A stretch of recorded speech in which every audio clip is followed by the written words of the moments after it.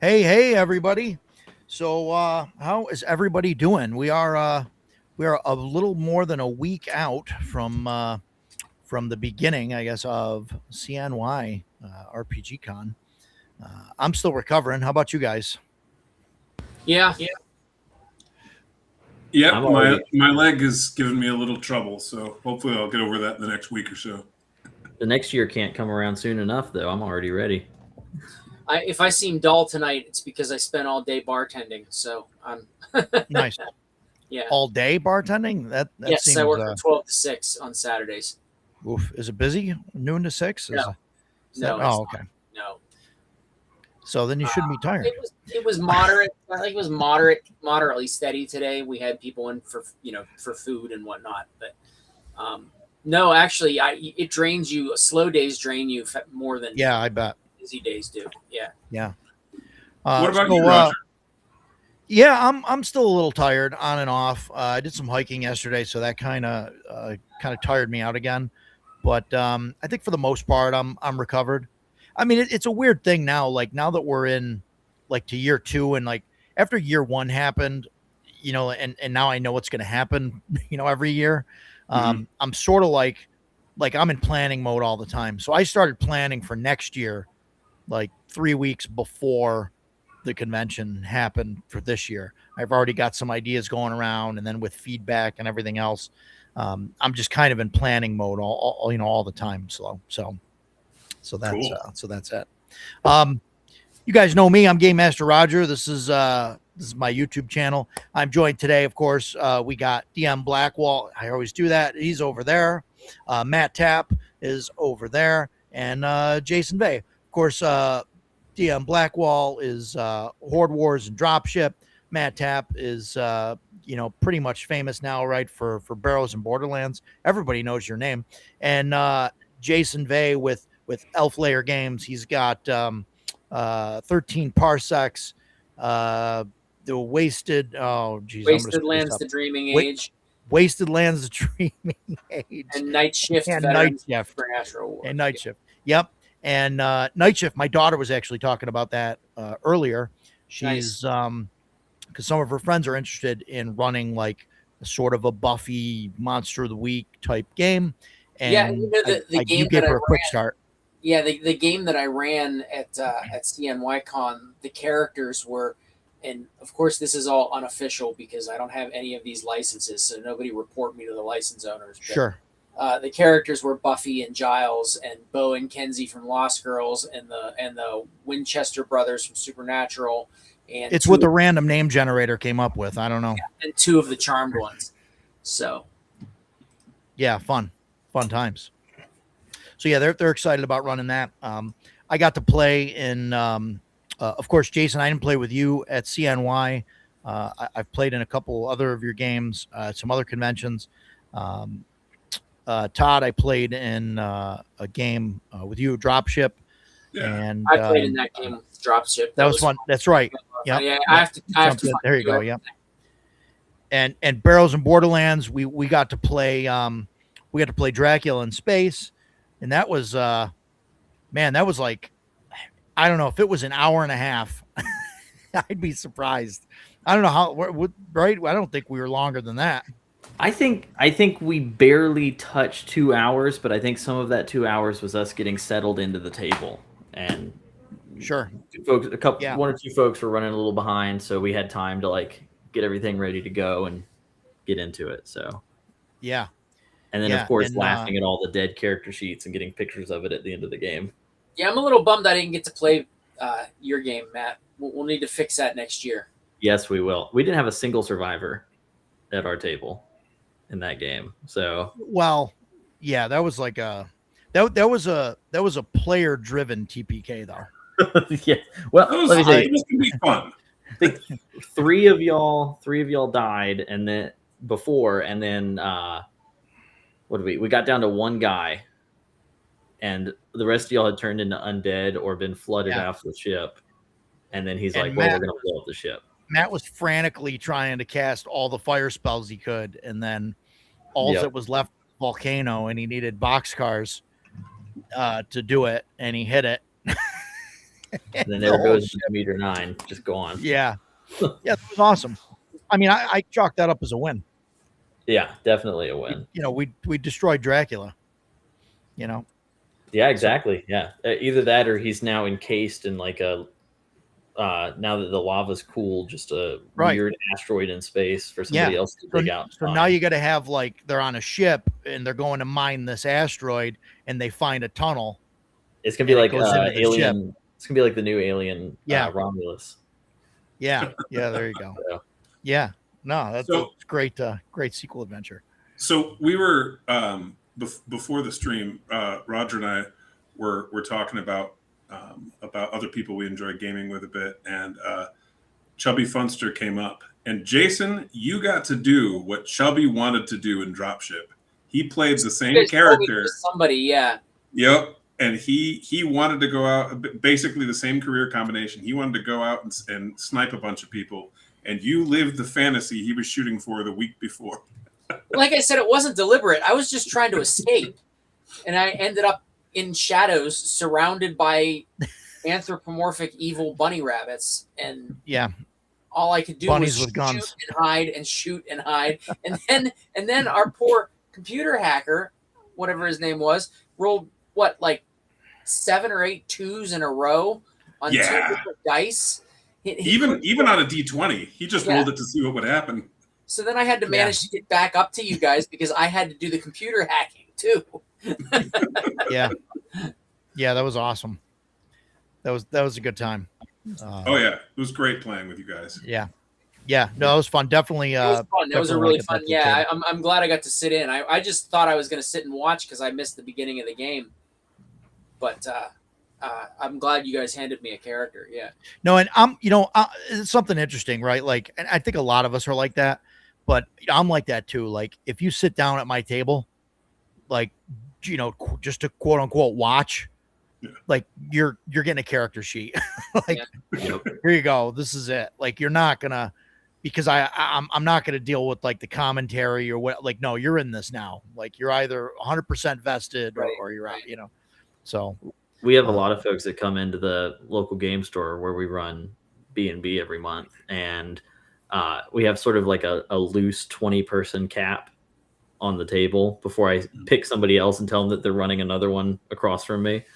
But we usually don't even give them character sheets. It's like, you sit down, you're you in this world. You want a sword or a spell? Yeah. You're playing or something. You're not just going to sit there. But yeah. We've had that, and I've never thought of that, like just to have somebody play themselves. But I've always handed them generally like a basic melee character or something that's. Well, I only do that because we get a lot of guys that come in that are just there to get like magic cards or something, and they're waiting, and so it's like, well, how invested are you about to be? So yeah, right. I'm going to waste no time. You're just going to sit down and play. Sure. I ran a Doctor Who game for a long time in my one group here, and my uncle used to play with us. And when everybody sat down to make characters for session 0, he actually said he wanted to play a younger version of himself. So he literally made himself in his 20s as a character, and he was playing himself as a companion. Were you running the Doctor Who RPG? So yeah, it started before the Doctor Who RPG came out. So we were using Unisystem with a hack that I did for Unisystem. And then when the official Doctor Who RPG came out, which I was a play tester on, we switched over to that.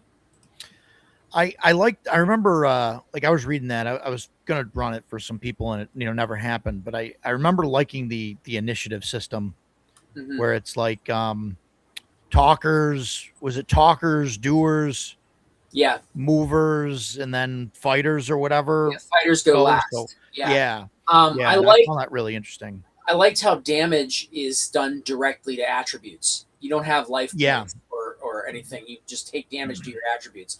I'm not as not fond at all, actually, of the current revised version of the game. I like the original version way, way, way better than the current version. No, not the FASA Doctor Who. That was from the 80s. Yeah. This is Cubicle 7. Was that Cubicle 7 one? Yeah. My only issue with those games, like I have the same issue with like the Doctor Who game, the Witcher game. There's a couple others I can't think of, but you have the thing where it's like really like a one character kind of game, and then all the other players are just kind of like hangarounds or whatever. Doctor Who like does not do that. No, because I had a guy playing a Time Lord, and everybody else was playing the companions. Yeah. But everybody is very much evenly balanced against each other, and the companions are every bit as important to the story as the Time Lord is, which you see in the show, in that show too. I mean, yeah, right. Companions have to rescue the Doctor as often as he rescues them in that show. So Sure. I actually ended up having 2 Time Lords in our group in that game. Oh wow. Okay. Yeah, one of the players was playing Nikola Tesla, and we came up with the idea that Nikola Tesla was actually a Time Lord who had used a chameleon arch to make himself believe he was human. And and that came out during the game. The chameleon arch got opened up, and he became the professor. Okay. That's cool. Cool. So we had the artist and the professor were our 2 Time Lords. I don't know. I go ahead, Tom. I will say, Roger's right, though, in a general sense, that many RPGs that are based on an intellectual property where there's really one main character do suffer as a result. Many of them do, yeah. The 2 that I have found that don't are Doctor Who and the official Buffy the Vampire Slayer game did not suffer from that. That makes sense. That was kind of an ensemble. Yeah. Yeah, in the actual Buffy game, the Slayer did not overshadow the Scoobies. They had and it didn't in the show either. Right. Like exactly. maybe in the beginning a little, but like I mean, as it went on, it was like the whole entourage. It was the whole, right. The whole group. Yeah.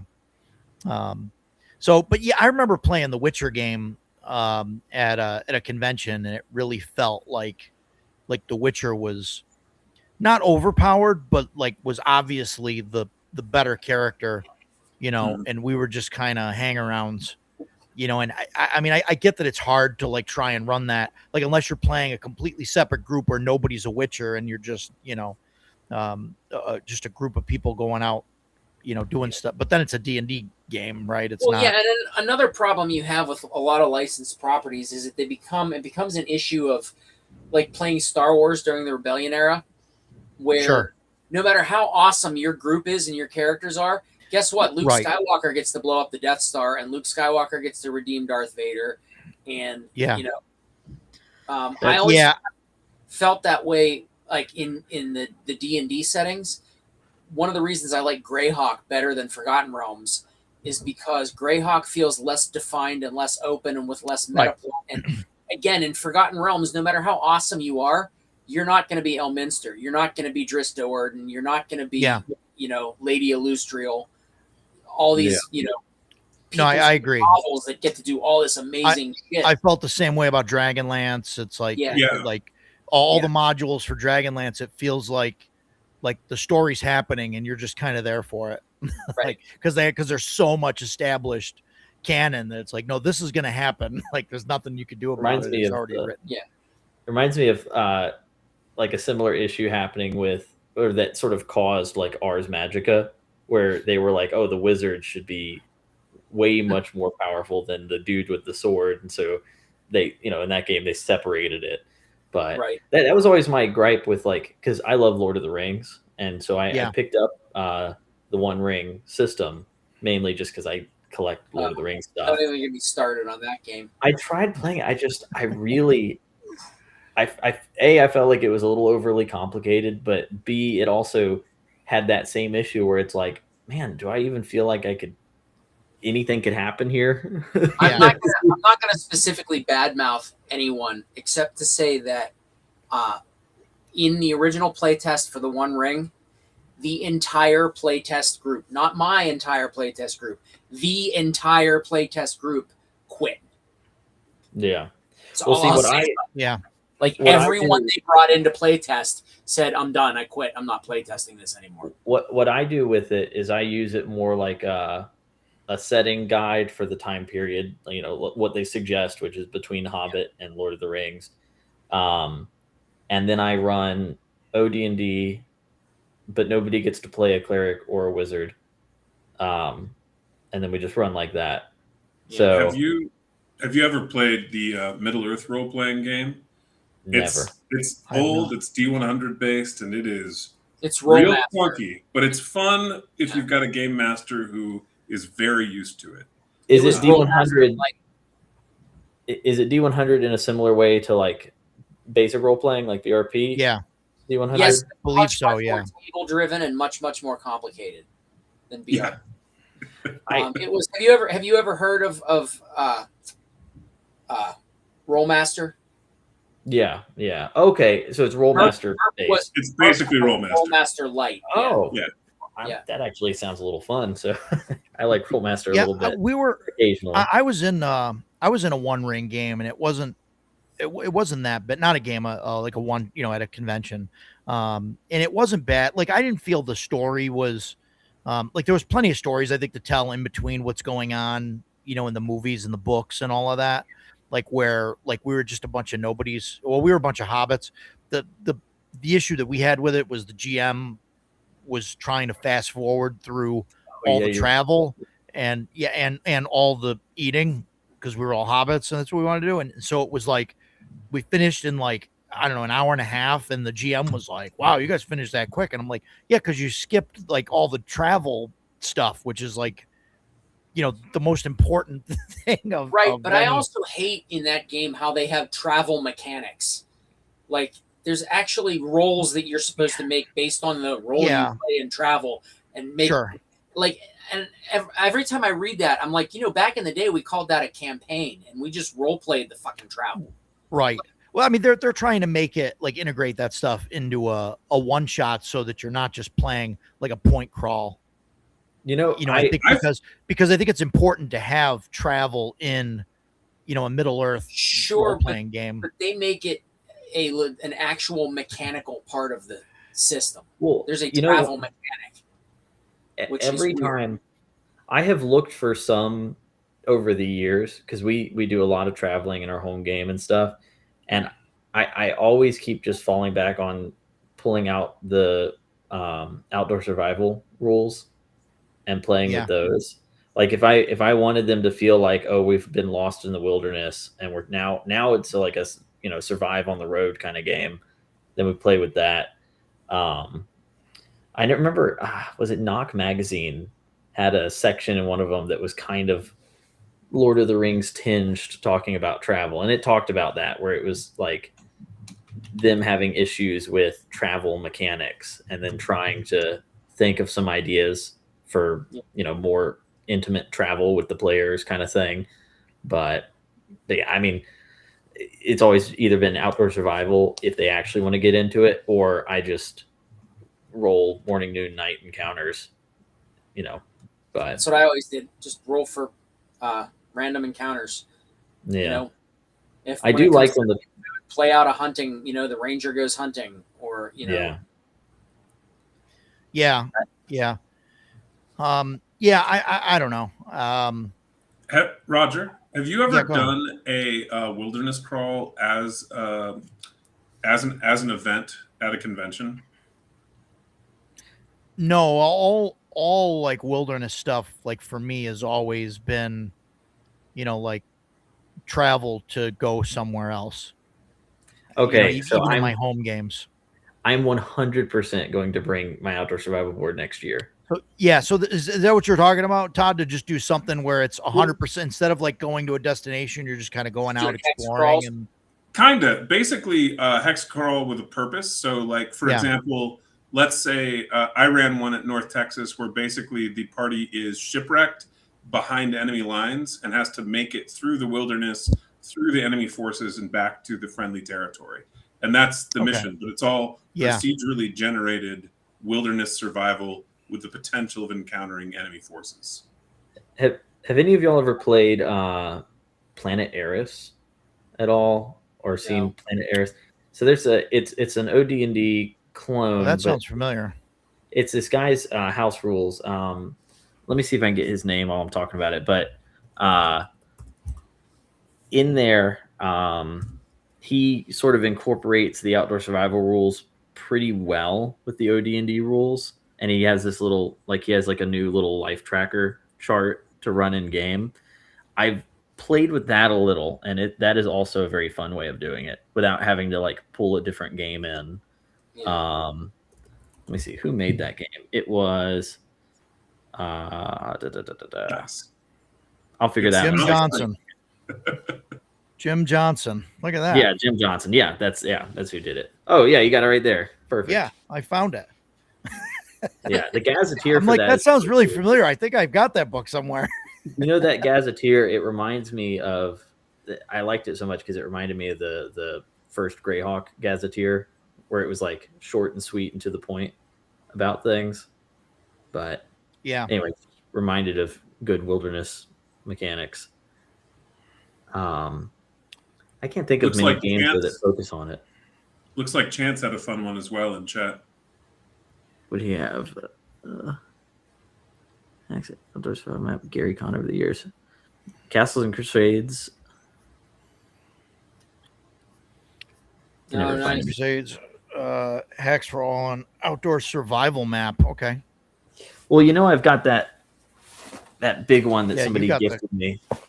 Yeah, That that's Yeah. awesome. we We should gotta play that. bring that up, and I'll bring my box set to because I have the original game, so I'll bring that and that map, and then we'll just run just that. Yeah, with I've Yeah, I got played it. and run OD&D for years, and I've never actually got done it. anything with the outdoor Right survival. there. So dude, we That's got my to. outdoor It's so survival much box. That's how yeah. that's actually how the Barrows and Borderlands started. Was we were playing OD&D on the outdoor survival map.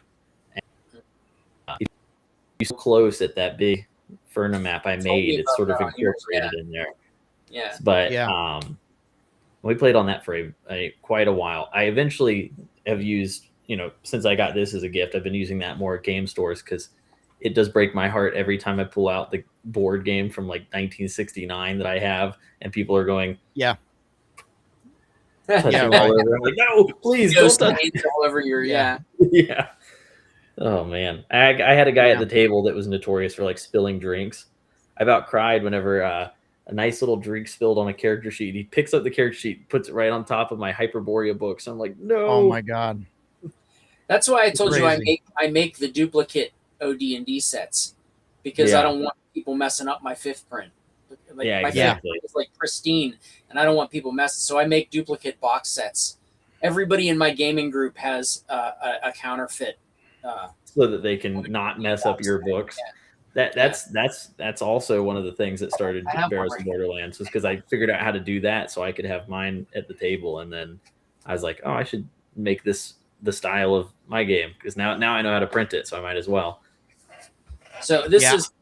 I told you about the guy that I made the special premium one that I made in the leather book box and whatnot. Mhm. That's not what this is, but I told you about there was a guy on the ODD 74 forums who redid all of the covers in Oh, like a yeah. modern style. So I did a white box with that too. So that's actually the front of it. Oh, that's cool. That's Yeah. neat. Nice.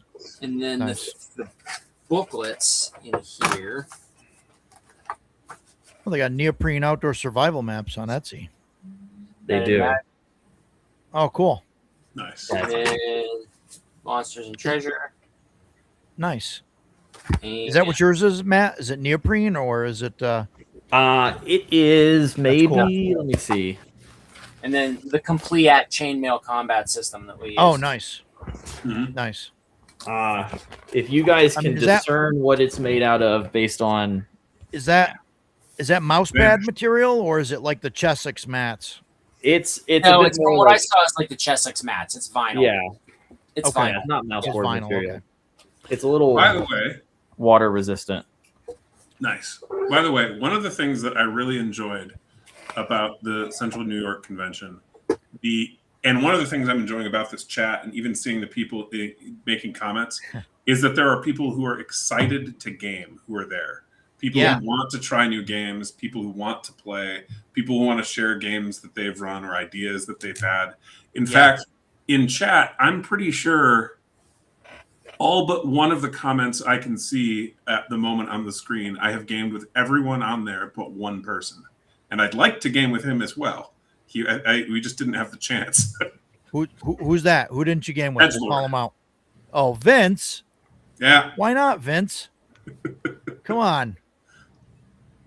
Vince was cool. He had a cool shirt he was wearing, and Oh, is he the you know. guy that had the Darth Vader shirt? no, no, he had That was a the cool shirt.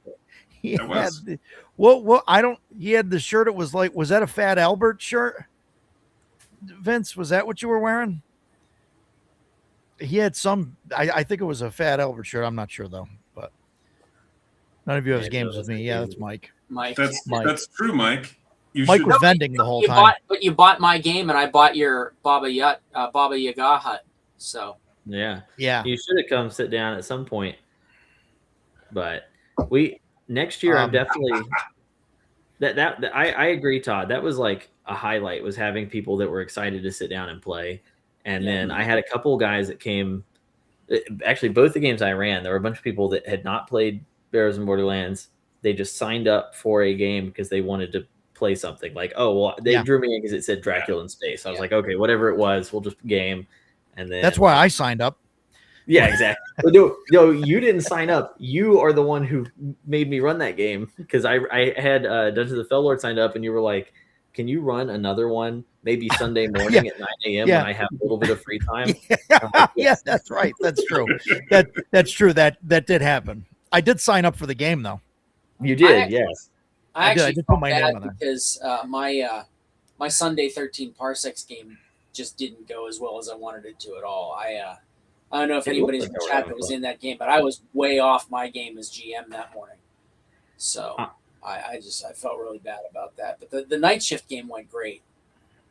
It did sound like the night shift game was quite fun. I mean, I was listening because we were. It won't let him say Fat Albert. You can't say fat, I guess, on the thing. I'm pretty sure. Oh, man. We'll have to adjust those settings.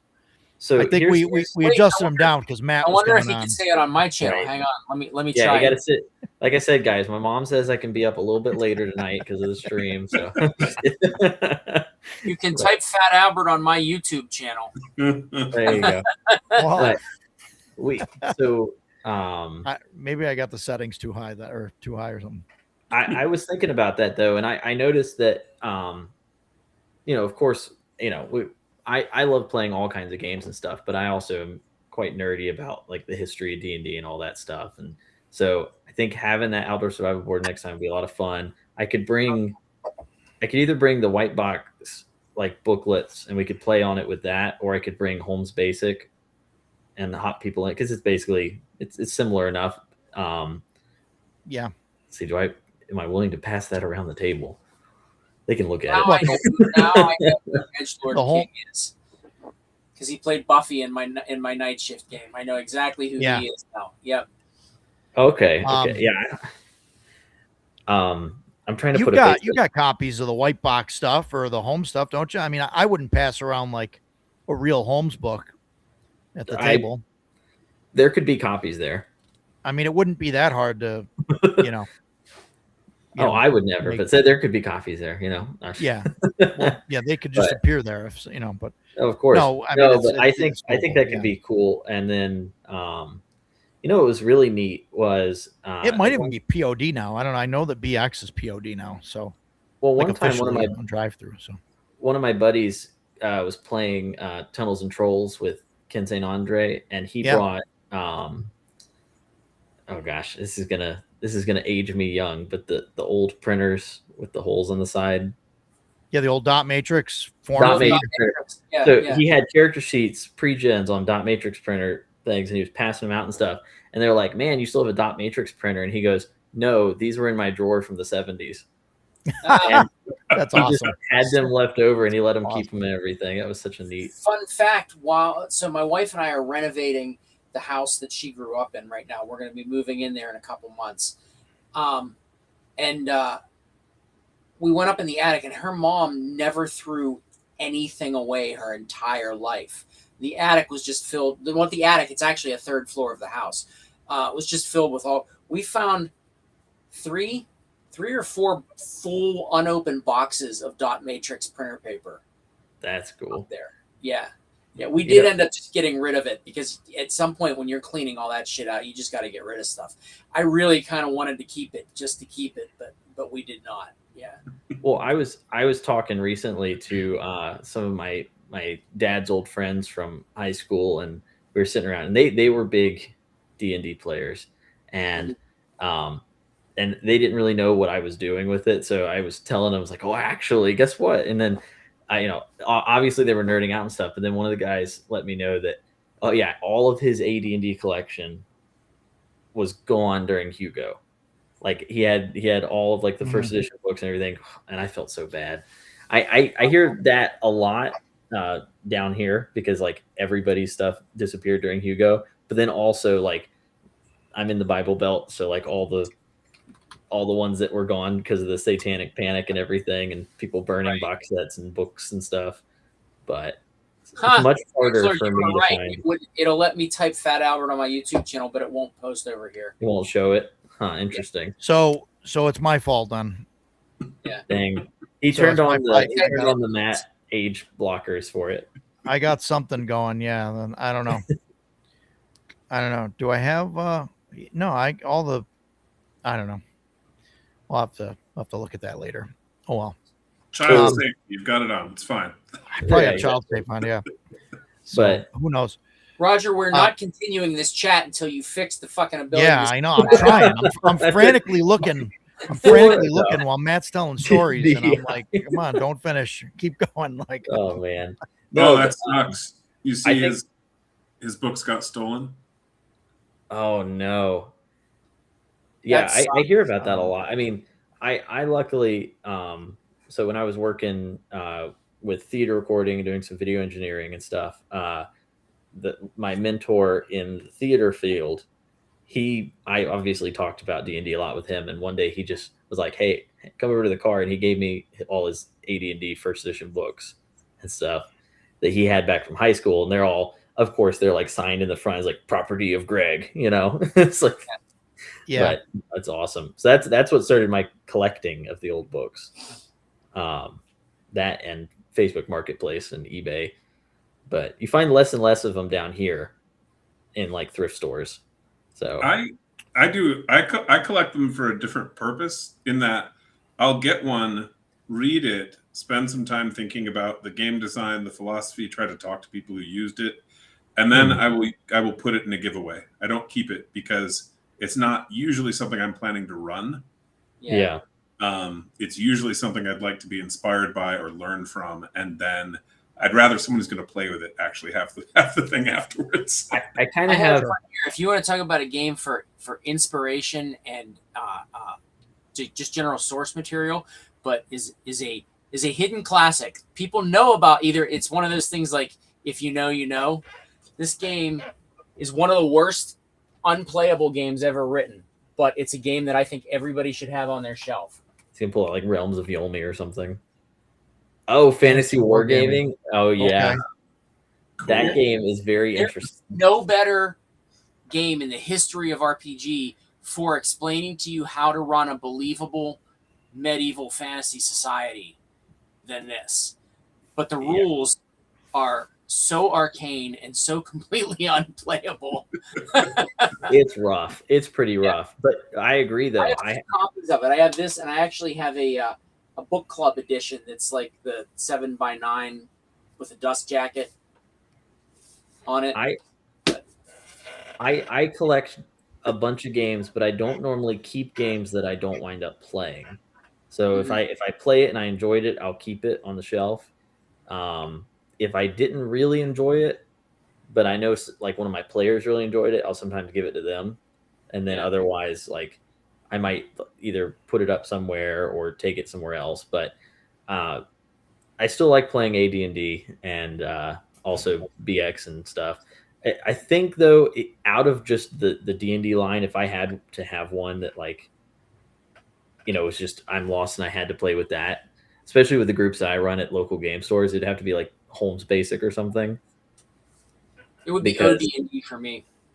Well, see, I was gonna say OD&D, but I've got a lot of like kids at the table, and Holmes did a really good job at explaining OD&D. That's fair for me. But especially if one of them wanted to try and run it, that might be a little easier for them. But yeah, and then obviously like I'm still looking because I actually don't even own a copy of Call of Cthulhu yet. I've always just played with other people's copies, Mhm. but I think my favorite was I second just edition. bought the starter set. 5th edition or 6th, or I don't know what they're on now. Seventh. They're up to Seventh. 7th edition. Seventh, yeah. Seventh I just edition. bought that. Call of I'm interested in Cthulhu, running it. 7th edition fixed all of the problems I had with almost all of the problems that I had with BRP over the years. Really? But when we played it, it reminded me of everything else I hate about Call of Cthulhu, which is that every Call of Cthulhu game goes like this: investigate, investigate, investigate, investigate, investigate, investigate, investigate. Sanity blasting horror! Yeah. Well, that's also kind of how every Lovecraft story goes. So, That's why I prefer Robert E. Howard. right. Oh man, dude, I don't know. We play a lot of games at our table. So, and we also do the whole like planet hopping thing so that we can swap back and forth. And Yeah. you know, a lot sometimes we'll either convert characters just one for one. Like if somebody's playing like an elf fighting man or something, well, I can convert that over here. If we're going to OD&D, well, they're just playing an elf or whatever. And then, you know, if it's Call of Cthulhu that we're playing, we'll be like, oh, you kind of like John Carter and wake up in another body. Whatever explanation we want, kind of keeping it all together. But we've also had some players like lose items because of traps and stuff, and we will send them to another game system. So it'll be like, oh, your magic sword that you lost. Well, it's actually in like Sandy, or was it Silver Hills or whatever? It's Sandy Hill, whatever. I can't remember. Chance, you're gonna hate me, but I can't remember the name of your Call of Cthulhu town is. But it's like, oh, the sword is hidden in like the back shelf of like the local comic book shop over there. So now you got to figure out how to get that back. But if you're like Prince Adam in the new Masters of the Universe movie, you just rip it out of Conan's hands. I still haven't seen that movie yet, and I wasn't going to, but you guys have convinced me. It's not even really a spoiler because it's actually in the trailer. Yeah, it's in the trying to rip the power sword out of Conan's hands, and the girl at the comic shop is like, "Sir, you can't do that." And he's like, "It's okay, it's my sword. It's okay, it's mine." Yeah. No, the movie looks good. I'm really hopeful for it. I was hesitant. You guys convinced me. So it's so good. Everybody should go see it, and you should see it in the theater. First of all, it meets box office grosses. Second of all, it is absolutely epic enough and a visual spectacle enough that it should be seen on a big screen. Chance saw it on his way home from CNY Con because you guys talked it up so much. So his flight wasn't till later in the day, but he didn't want to. Yeah, it was like 8 o'clock. Yeah, he didn't want to bother anybody though. So he's like, "Oh, I'll ride whenever Matt's going." So I'm going over there at 9 a.m. So he's got 12 hours to play around with. Just Mike dropped him off at the mall. Yeah, he went to the mall and they were playing the movie, and so he stayed and watched it. And he messages all of us on the server. He's like, "You have to watch this movie. It's so good." And Chance hates every movie, so it's good to see that's cool. Your indicator that it's actually good. But Silver Hills, I had it right one of the times I said it. So, how many games did you guys run over the last week or two, like individually? Because I saw some people chatting about that, specifically about Central New York and a little bit about North Texas as well. I think that was over on Jeff's channel. And I'm just curious, how many did you wind up running in total, personally? At the con, or just maybe just in the last 2 weeks? I ran 2 at the con, and I ran the new Conan game. Nice. Official Conan game for my Friday group yesterday. I'm not running any of my Elflair games right now just because I'm in between turns as a GM with my groups right now. So in the last 2 weeks, I have ran 7 games. Wow. And played in 3 more. So, but that was 2 at the con. I ran like 2 games leading up to the con in our server, and then I've run 3 games since then. And then I played in both of Chance's Barrows and Borderlands games that he ran. Oh, actually, no, I only played in one of them while we were there. So 2 extras, because then I also played in Dropship at the convention. Yeah. So 9. Ran 7, played in 9. But what about you, Roger? I've done squat. Busy convention runner. 2 weeks. Yeah. Yeah. Convention planning and stuff has definitely put the kibosh on it. I wanted to run a game of Blacklight on Thursday night, and just the way things kind of settled down with dinner and everything else just didn't end up happening. But I really want to do that. I really want to run. So Blacklight is Shadow Dark. It's Victor Gorshev's kind of special ops, like, kind of game. Like special ops, but it's like Stranger Things. There's portals and stuff to go through. So I want to run that and do a point crawl with Ravenloft, Castle Nice. Ravenloft. I was gonna just run like straight like Ravenloft, like just the Castle Ravenloft, but I think running it as a point crawl is like the best way to get it done in like 3 to 4 hours. Somebody, there's a blog. Somebody tried that. It's like Strahd must die tonight or whatever. Strahd must die. Yeah. There's a couple different things. I think that's a really cool idea. I ran a few more games, but none in the last several days because I've been working on getting books out and stuff. But I think I ran a total of 11 in the last 2 weeks. Wow. That's more than I ever do. I mean, I'm in 2 gaming groups, and one of them is bi-weekly when we can get together, and that's the one that I'm currently GMing in. And the other one is every Sunday, but I'm playing in that group right now. My GM turn is still to come around. So now all these games spike for conventions. Do you guys play in? I mean, obviously the convention games are played in person, but other than the con games, do you guys play strictly in person or? Yes. I know Matt. I know you do a lot of online, but I do both. I do none online. I don't do online gaming. Yeah. Jason, I think that maybe I could corrupt you with online gaming at some point. You are not the first person to make that vow. Well, here's the thing. I don't use any PTTs or any of the other. It doesn't matter. None of that crap. Yeah. But it doesn't matter. The problem is I don't get anything out of it because I need the physical presence of people sitting around a table. I'm the same way. That does add a lot. I'm the same way, but recently I'm really considering like my weekly game is, I've got, new players that have to come in and out, and like it's just kind of hard to find people that want to play. I mean, I just want to play weird shit. You know what I mean? I don't want to play like normal stuff. So, so like I'm working with like, the Venn diagram I'm working with is, right. A circle is part of a circle, part of a, you know what I mean? And they're all taking slivers. So it makes it difficult, but I think I want to, I'm going to try running online. Historically, I don't like it, because I do like being face to face. But I really have to, like, I'm trying to convince myself that it's not like playing on, like, I'm trying to compare it to playing at the table, and I shouldn't be doing that. It's different. I need to think of it as this is just another way to play. And for me, I typically am running in person, but I do probably about 25, 26 online games a year, sometimes to demonstrate on YouTube channels, like do a live play, but a lot of times to play with customers, partly because we've got some ongoing campaigns for Horde Wars that I had to put on hiatus for about 2 or 3 months while I finished dropship because I was behind, so I had to get a bunch of writing done. But we're going to be continuing those shortly, and then also running test games online for people. Some years it's a little higher. Some years it's more like one a week for the online gaming. But that's usually, those extra ones are typically play testing, and then I have other people run play tests as well.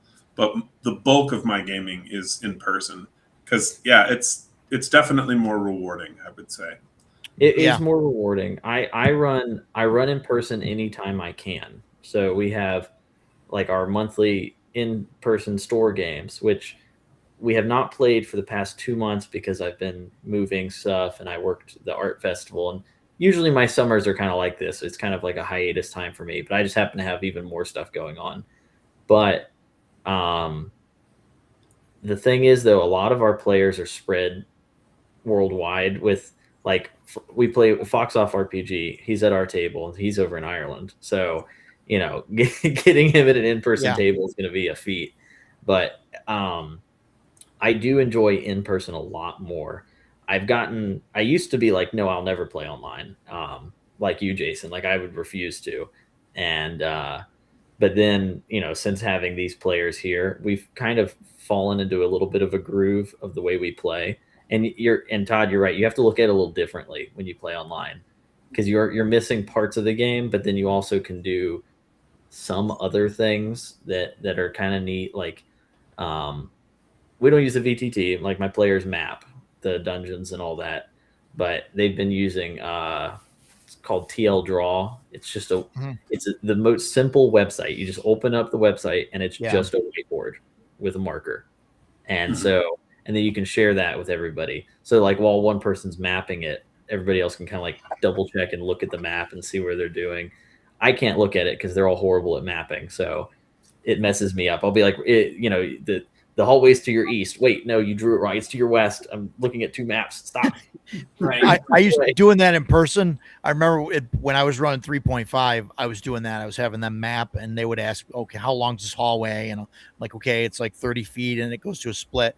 And like they'd start drawing it. And then I'd like reach over the DM screen and like, okay, give me that. No, it's this over here. And you're going over here. Cause it would kill me to look at it. Cause I'm like, I said left. So and then somebody is like, my left or your left, and I'm like, oh my god. The character left. That's who's left. Character. It's like the character. I totally let them get lost. I love it when that happens because my campaign's like 1-to-1 time, which that could be a whole discussion. I'm not going to get into tonight, but one of the things is like it's fairly important for them to try and get out of the dungeon by the end of the session, unless they're quite far ahead time wise.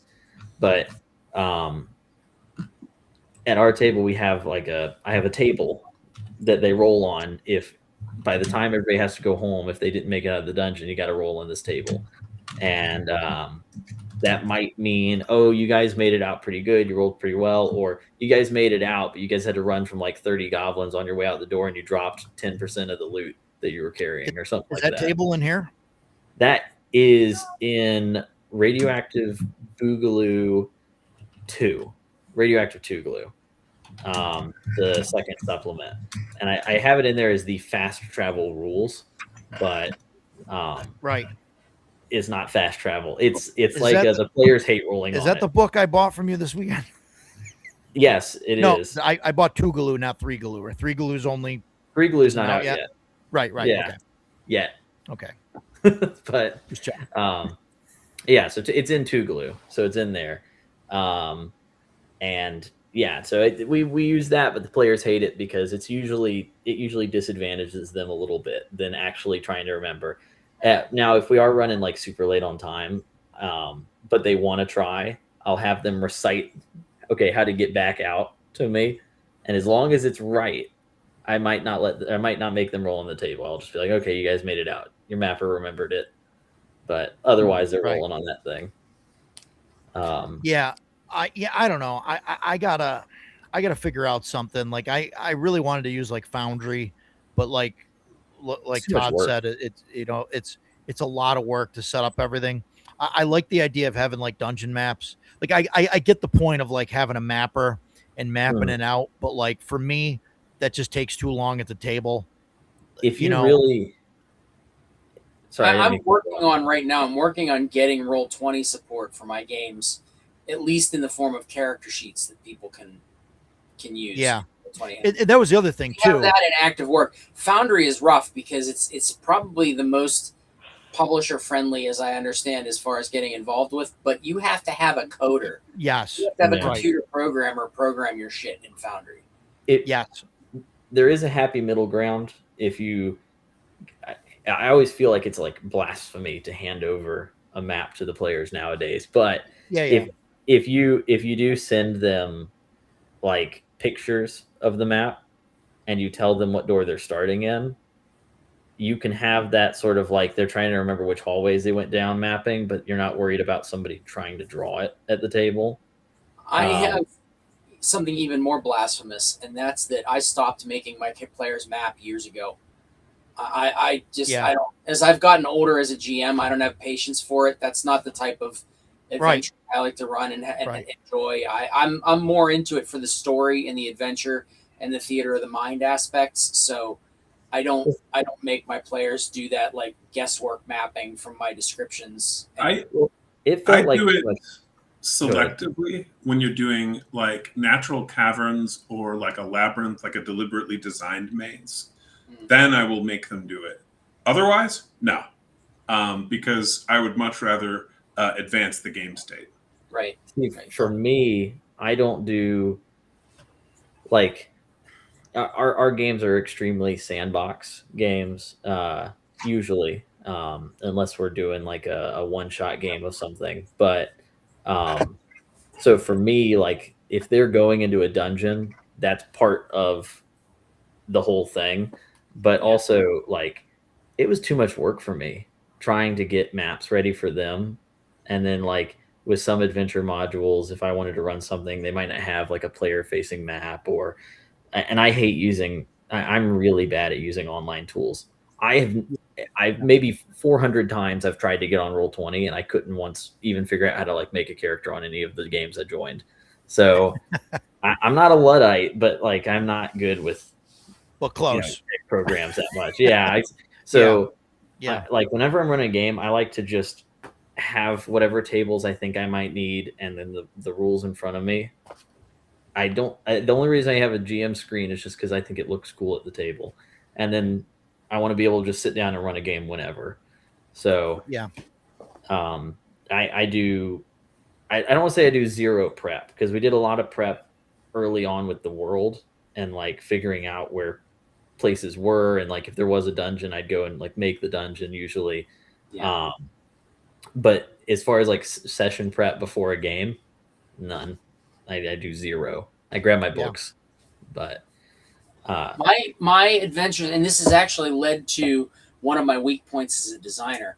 When I run at home, my adventure scenarios tend to be lists of bullet points of things that are going to happen at some point in the adventure, may happen if the players don't get involved, timeline issues, details, but they're all bullet points, which has made it hard for me to write adventures for mass consumption, because like a standard adventure module needs to be like 12 to 18,000 words.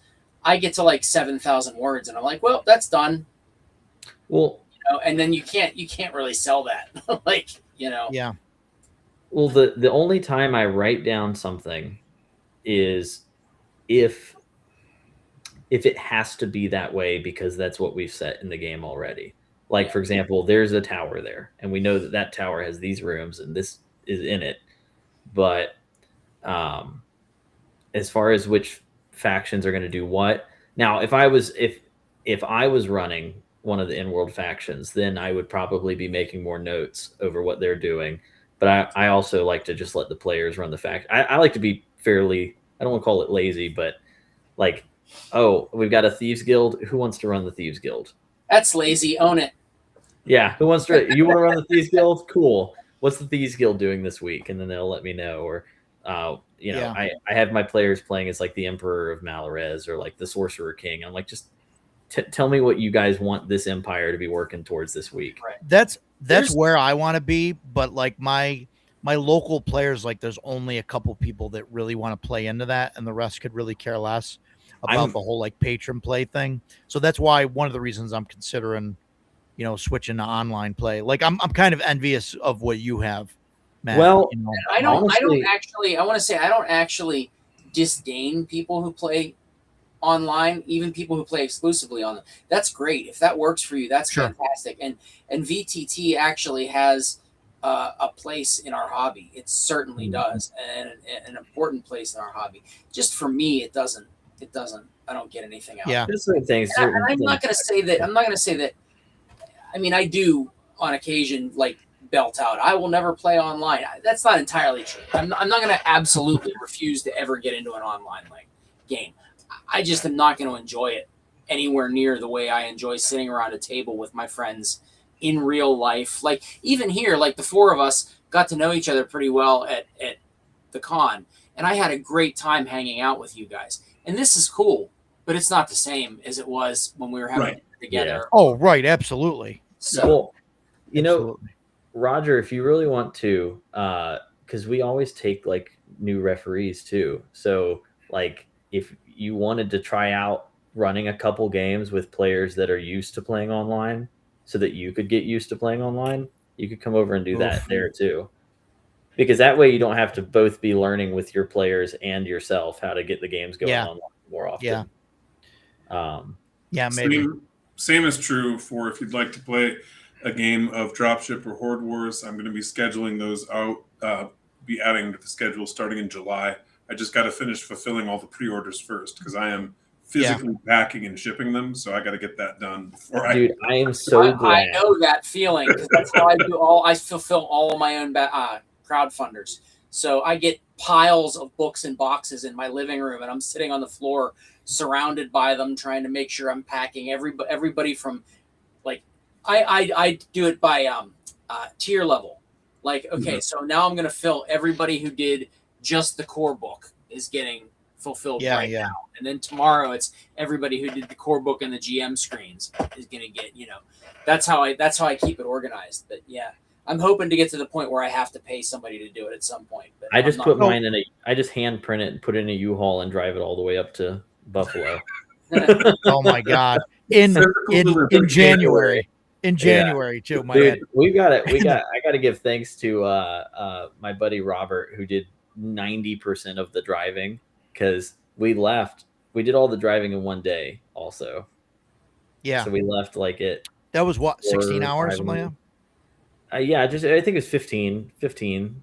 So now the ride up there was beautiful. We didn't even touch any snow on the entire ride up there. No ice on the road. The only ice we got was in the driveway. All right. Then we go to leave, and Lake Erie is blowing. Yep. I guess what do you call it? The lake effect or whatever. Lake effect snow. That's what we call it. Yeah. So I'm just sitting there looking at a road. This dude from Charleston or from South Carolina, and all I see is just white in front of me. I'm like, cool. I'm never doing this again. I offered to come out and help, but I know Vince probably would have came out too. He's that way, but George and they really wanted to do just get it done. You know what I mean? Well, they warned me. So, they were talking about driving it up earlier, and I was like, oh, I gotta get there's a couple more things left, and they're like, you really don't want to do that drive in January? I'm like, guys, I got it. We're good. We know how to drive. And no one knows until you hit it, and then it's like, oh wait. Because it's so funny. I was down in New York City, or just outside of New York City, which they still consider upstate. Never mind, that's another argument. But this is years ago, right? And I'm inside the mall, and I went to go. This is how long ago it was. I went to go see, I believe it was Mortal Kombat 1, or maybe the second movie, in a theater with my cousin. And when we came out of the movie, everything was closed down, and they it was I don't know, 6 o'clock in the afternoon or whatever, and on a Saturday, and they had closed the mall due to weather, and I'm like, oh my God, snowstorm came through or whatever, and I go outside and there's a half inch of snow on the ground, but it's just because they don't have the infrastructure to deal with it, because it's always it always melts, so down there. So I get it, like people see snow and they see that stuff when the stuff's getting shut down, and they have no idea what we get up here, when we'll get literally 3 feet, of snow, or but out in Buffalo, I think their average is 144 inches of snow a year or something, which is just unfathomable. I mean, that's 12 feet. Last year, I mean, I think it was last year we had our first snow in 5 years in Charleston. Yeah. And did they shut the state down? Oh, they shut the town down. Now, granted, here's the thing though: when it snows there, what usually happens is during the day it all melts because it's already back up to, the sun's all blazing and everything, and then it's all ice by nighttime, and then they don't have ice.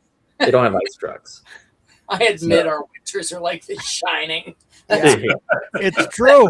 It's true. So that's why they shut down here, though, is because they don't have the infrastructure to clear roads or anything. Right. You got why have plow trucks and salt trucks? Salt. Yeah. Why have salt trucks and plow trucks if you're only going to use them once every 5 years? 5 years. Yeah. So Pointless. it's just you get You gotta Bubba see in his it, like, pickup truck here, throwing If salt. we run out of salt, we just use cat litter. Yeah. Yeah. Cat Just litter. Sand too sometimes. Sand. You Yep. start spreading anything you want. Yeah. Because there's a little known fact, there is salt in sand. Oh, that makes Yeah. sense. Yeah. Yeah.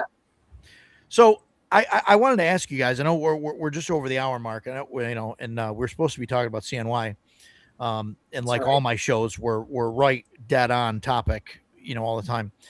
Uh-huh. We did That's talk a about joke CNY. if you guys- We talked about the games we ran there. We talked No, we did. Like, And it's a gaming convention. What else are we going to talk about? Yeah, I know. I wanted to know, like, just for the sake of me taking notes, what did you guys like, and what did you guys like? Was there anything that you guys disliked, or was there anything that you guys really liked, like the way something was done, or just so I can take notes for last year or for next year? I think, and we talked about this like while we were there, while we were at the con, while we were at dinner, leaving the doors open to the special guest room, and you don't need to put in the "go in over there" signs. Yeah. Doors open to the special guest room, because those of us in that room felt alienated a lot, and I feel like we lost a little bit of traffic because of it. Yeah, I think I was trying to be like different and like keep all like the special guests in like one room, and that was kind of my thing. But yeah, instead I think it kind of separated everybody. So I think I just got to intermix them with the other vendors. And if you it's just do something else to highlight the special guests. Yeah. Like I said, have us on a panel or something, or Yeah. We tried to do a panel year one, and like 4 people showed up, and it wasn't. So I just kind of like said, advertise it as a Q&A with the special guests. Yeah. And people will come just for that purpose, I got to figure out where to do it. That's the other we thing. talked about, where you make each special guest sit in that fancy window with the fancy plate dressing. The dining window. Like a zoo animal. Yeah. Make us sit in there for each of us an hour. Yeah. To be viewed at your leisure. You see a turtle on your back. What do you do? Put like a sign above it, special guest window. It'd be reminiscent of Gary Con if I do that. Give us like a pin light to aim at them too, and light from the outside on a. We each have to eat a single saltine cracker with a knife and fork. But no, as far as I enjoyed the scheduling generally. I think it would have been nice if if the other room had been open during the movie, if people wanted to play games during that time instead. But that may be a moot point if you're going to add a full day Friday, right? Because then you could do the movie night the night before, and then whatever, Yeah, that's what I'm thinking. To do it Thursday and then do like a dinner, and then I'm thinking about this is what I'm thinking. I'm thinking about renting the bar out. So Friday, have full day Friday, full day Saturday, and then like 2/3 of the day Sunday, like we did. Yeah. And then Thursday, renting the bar out, gonna do dinner in the bar, and then after dinner, so maybe dinner at 6, and then do a movie at like 8 in the bar. In the bar, yep. That would on be the screen in the bar. And then I'm thinking about my wife had this idea to do like a taste of Utica. So the dinner would be like the local stuff. You are absolutely bound and determined to make everybody eat those damn chicken riggies. Yes. And tomato pie too.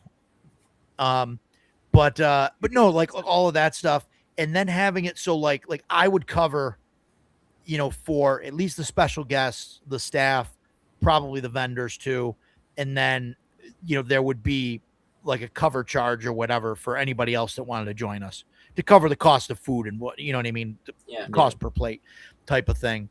And it would be easier to like for the hotel to do like a fixed kind of menu thing than have everybody order different things and all that.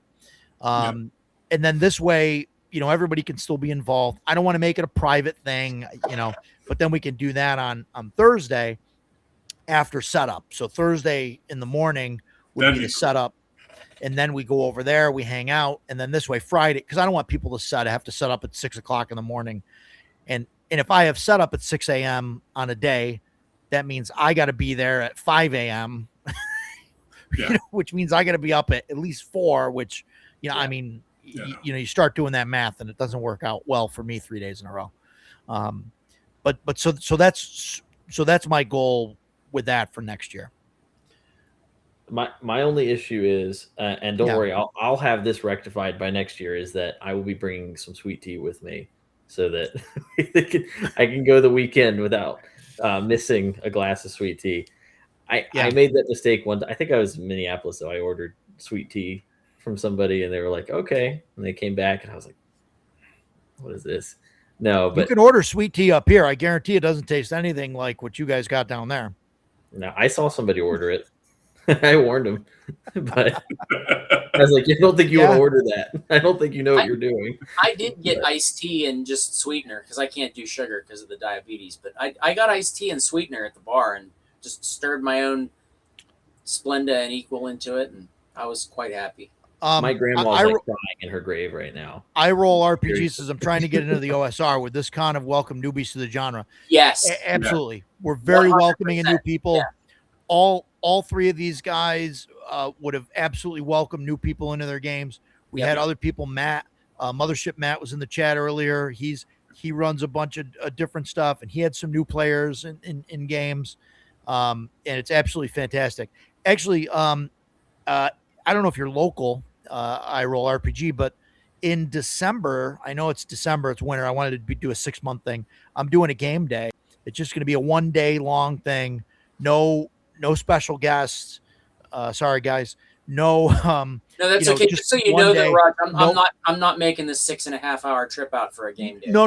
I get it. And it's mostly for like locals and stuff. I mean, if obviously you guys are welcome to come up for it, but I'm not going to do vendors or anything else. It's just going to be gaming and, introducing people, for gaming and all of that. And I think it's going to be great. He said he's South Carolina. So, hey, South Carolina, yeah. 100% of my local players were 5e only players. 100% of them. So definitely welcome for it. You know what? My email is easy to find. barrowsandborderlands@gmail.com. Shoot me an email and I'll send you stuff about where we do our home games at the local game store over here. So that goes for anybody in South Carolina. If you want to make that drive out, we do once a month games. So not too bad. And you don't have to guarantee yourself every month to show up. If you drive out for one of them every year, that's also cool. We have guys that do that.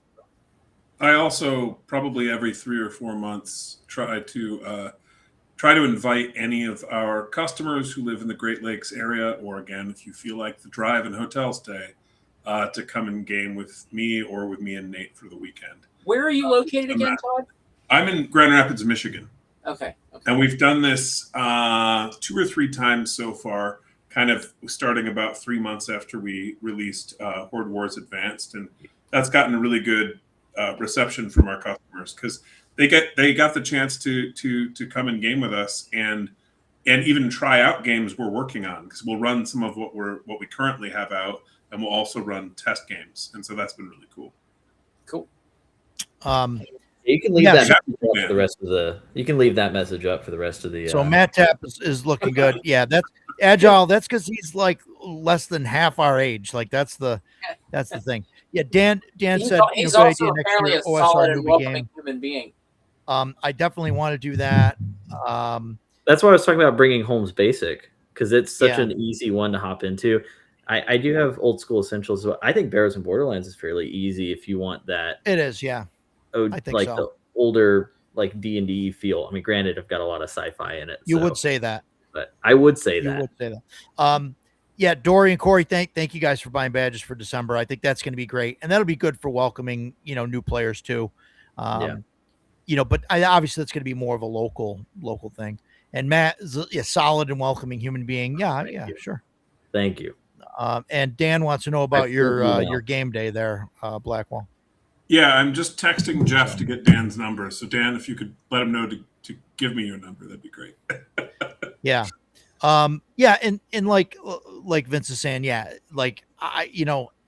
think anybody anybody that was running games at the convention would have been great with new players. Yep. Oh, You know, yeah. I think if I walked up, especially you guys, you know, and a handful of others, if I walked up to the table with somebody that was brand new and said, "Hey, this person's brand new. Can you, I think you guys would have been, yeah, great, come on in, sit down. You know, it's great." So yeah, I think that's wonderful. So, yeah, so so I'm gonna do the game day, and then next year it looks like we'll do 3 days, and and then the Thursday will be kind of like a bonus day. And Yeah. I would say something that I thought went well. Sure. Was although it was late, was the kind of celebration event you did. I think moving it earlier is probably a good idea, like you were talking about. But I think that went well, that people really enjoyed it. I saw people talking about it afterwards in person, like the next day, or talking about it online in the following week. The only reason that I had to do that late is I have to do it after the convention is over with. Right, I know. Because I'm not allowed to pass around alcohol unless it's a private event. Right. So if it's after hours, I can say, "Hey, this is a private event now. Hey, look, the doors are closed. Yep. We're closed down. It's a private event now." Right. Now, having said that, I don't mind who comes in. Fixes that. Now, does that only matter if you're the one passing it out? Like if Dan snuck in and started passing out liquor to everybody? If someone sneaks in and passes around liquor and it's not visibly liquor and I don't know about it, I'll bring my sweet tea. No, I'm just kidding. I'm just No. It's not. Gotta follow the rules. Yeah, I mean that's the thing. Like, no, like I don't mind. Like I don't care, right? But I mean, Dan, there are. I will 100% pass out liquor because I'm staff. Okay, you gotta tell the story of how Dan got a staff badge, because I think it's hilarious. Well, Dan, I mean really, Dan basically messaged me and was like, "Hey, I think Jeff would be upset if you made me a staff badge. Like, you should do it to break his balls." And I was like, "Oh, done. Like, done. I'll make you a staff badge." And I gave him a staff badge, and he still was like throwing it in Jeff's face that he got a staff badge. That was hilarious. He did it to Chance too. Chance was like, "Why did you get a staff badge, man?" And he's like, "Well, got to be as cool as me." I'm glad I did, because like he actually was like helping out and doing things. Yeah, I think he forgot that it was a gag for a while, because he just started doing staff stuff. Yeah, he was like, "Oh, I'm staff now. I've got title. I've got to maintain status. Otherwise, he won't be staff like again." But he's just was really good at it. Yeah, I saw him helping out a lot. DM history. There's a DM history on Discord. Okay. Was it me that initiated the conversation? All right. If it was me, I'll take credit for it. That's fine. I just wasn't sure. But maybe I'm the one that said it then. But yeah. No, it was fantastic. It was fantastic. That's funny. But yeah, it worked out. One person asked about being welcoming. If there's anybody else here that has not been to CNY Con, I can't recommend it enough. I wasn't even sure I was going to go out. Roger and the guys on your normal stream kind of browbeat me into coming out as a guest. I'm really glad I did. I had so much fun. I met these guys. I met some other really, really cool people. I was actually surprised at how many familiar faces I saw there. Yeah. That I didn't expect to see at such a small con, just great people all around. And there's no bullshit. There's no politics. It's just guys and girls that want to get together and play games. I also noticed a lot of kids that were at CNY Con that were actually engaging and trying to play the games there. I don't know how many of them were just friends with your daughter, but also like there were other groups. But there were other groups, but there were like at one point there were like 5 or 6 of them that were like my daughter's friends, and they got into Matt was running Delta Green that was like Nice. listed as like 18 plus. Mhm. And like, it was funny because one of the girls' mothers comes up to me and says, so Chloe had signed up to the game. And I already told Matt, I said, Matt, is this okay? You know, she's 13, whatever. It's like, oh yeah, it's fine. I can run it for kids, whatever. It's all right. So, but one of the mothers came up to me and, cause she was going to sign up. She's a friend of my daughter's. And, the mother comes up and shows me on her phone. And, she's showing me this, like just part of the blurb on the sheet. And it says, like, like adult topics may discuss possession. And she showed me that. And she's like, what is this here? And I go, well, it's possession. She's like, well, does that have something to do with drugs? And I was like, It has a lot what, to do with like The Exorcist. well, I was like, what game is it? And so she scrolls up to like the top and it says, you know, Delta Green. and I'm like, okay, do you know what Cthulhu is? And she's like, no idea. Is that a drug? I'm like, no. It's I'm not like, a drug. I'm like, it's a squid alien monster that wants to take over and like eventually destroy humanity. Like, doesn't ring a bell? Like, no. I'm like, okay, it's like tentacles and stuff, and they want like the possession is like mind control and like makes you go crazy. And she's like, oh, but it's not drugs. And I was like, no, it's not drugs. And she's like, Who's okay, I'll let her obsessed sign up with for it. drugs? Totally fine with this eldritch abomination from beyond the void. You know, drugs. As long as it's not drugs, yeah. As long as it's not Demonic drugs. possession is fine as long as it's not drugs. And yeah, and Matt said they did fine, dial it back just a little bit. And it was fine. And they didn't even kill the nosy neighbor. Like, I don't know how these groups go through this. I forget the name of the, was it Last Things Last? Is that the name of it? There's this like nosy neighbor that's like, that knows too much and all of that. And like, my inclination is like, she's in on it, you know, put a bullet in her head, but they didn't even do that. So were any of y'all at a table with Lord Matthias and his son? no, I was not. That was okay. So I played in Chance's Carse. It was Carson Colombo with Barrows and Borderlands. So it was the Midkemia Press Carse book, but it was like a Colombo episode, and he was using Barrows and Borderlands as the rule system. He does that on our server all the time. But Lord Matthias and his son show up, and he pass out the pre-made characters, and his character's got this flintlock pistol, and he's like, I'm gonna shoot someone. And during this game, it's going to happen. And I look at him and I'm egging him on a little. I'm like, me too. I also have a flintlock pistol. We got this. And then, it's Colombo. So we're all doing this like private eye investigator stuff. We're going around town. And this whole time, every time somebody like even slightly suspicious came up, it was like, now? No, not now. Then finally we get to the end of this adventure and there's the shack. And we know that the murderer's in there. We know it's about to happen. Then we hear a gunshot from inside. We both looked at each other at the exact same time, and we were like, "Now!" We ran in there, guns a blazing, and we turned a Columbo episode into like a Clint Eastwood movie by the end of it. And it was awesome. But he seemed to have a good time. Well, he wanted action. I wanted action too. I wasn't going to go home without messing up one of Chance's games. That was like I needed to have done that.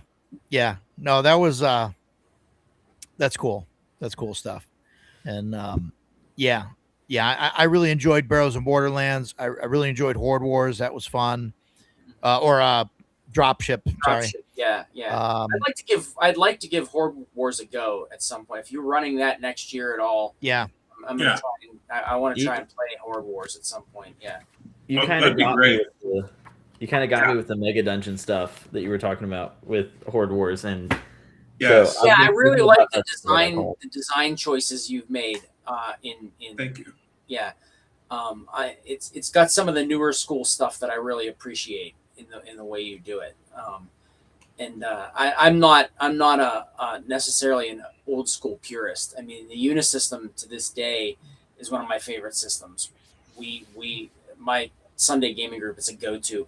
I've been running Buffy the Vampire Slayer for 25 years. It's the same campaign that I've been running using cinematic Unisystem. So I really appreciate the newer design, and that's where my fate points came from, drama points in Buffy. Yeah. So I very much dug the way your system, your D12 system, came together. So There was a lot. There was a lot of play testing. We had 100 plus play testers just on Horde Wars, and I think it was over 200 for Dropship. Wow. And that really helped improve the game. Yeah. That was we were blessed in that way because we'd both been DMing for a long time and had been teaching other people to run games. We basically had daughter groups essentially. Right. And they were willing to give it a shot. And then we also had people online playing. Victor Gorchev, who we were talking about earlier, Roger, he play tested Horde Wars even. And a bunch of people. It was really good. But Matt, I thought you were going to say something a moment ago. Well, Oops. I was just I was blowing more smoke up your butt there. I was going to say something about the. I was gonna basically that's one of the things I look for in games is that the core mechanic can be explained in 30 seconds or less. And okay, so now I know what I'm getting into. And then it can be as complicated as you want, the more you want to delve into it and get into the system, which I think is important. I mean, that's what got me with when our group started with 5th edition back when it came out when I was in high school. Stop. Just stop. when I was 15 and it came out, we started with that. My God. And then I gotta go. Going backwards though, that's what got me with like OD&D and Holmes Basic was okay, cool. I get I got the game. It didn't take me long. I got it. Now everything else is just how complicated do I want to delve into it. So that's definitely what I look for nowadays in games. I also was really interested in trying this out. So the Neon Lords of the Toxic Wasteland. That's fun. And Brian, he's like an hour away from me. So I got to get him down to play some games sometime. But he's awesome to just hang out and talk to. And I mean, definitely his aesthetic is, his 80s, table 90s. sounded like it was having fun at the convention. So yeah, there's definitely something going on there. But yeah, it's cool stuff. The clear mechanics. That is something I appreciated for 13 Parsecs as well. Oh, thank you. Thank you. There's my there was my daughter. Yeah, and there you know what? That's the thing too. Like I deliberately moved away from everyone does a unified mechanic these days in their game. And I get the appeal of it. I totally do. But I deliberately moved away from it. I deliberately moved back to doing I have 3 mechanics in my game. I have the D20 mechanic that is, D20 plus bonuses and try to hit the target number. And then for class abilities, it's percentile dice, straight up percentile dice for all class abilities. And then I have the rule of 2, which is just the GM needs to adjudicate something real quick. He picks a die, he throws it, and he looks for a 1 or a 2. Having those 3 mechanics gives my players an instant shorthand of what's going on at the table at any given moment in a way that a unified mechanic doesn't necessarily. And I wasn't aware of your rule of 2, but we have something similar that I think we talked about with the D4 in the yes, we did talk about that. Yeah, and my rule of 2 actually comes from and I talked to you guys about this at the con, but it's been baked into D&D since day 1. I mean, in D&D, when an elf walks past the secret door, they notice it on a 1 or a 2. Surprise is done on a 1 or a 2 on a D6. If you're not a thief and you're listening for noise at a door, it's a 1 or a 2 on a D6. 1 or a 2 on a D6 is all over the place in AD&D and OD&D and basic D&D. They just didn't codify it as such, and I did that. Right. And then I expanded it a little bit where if the odd, like let's say you don't want the odds to be 33 1/3%. Well, if you want a 50% odd, you roll a D4 and you look for a 1 or 2. Or if you want 10%, you roll a D20 and look for a 1 or a 2.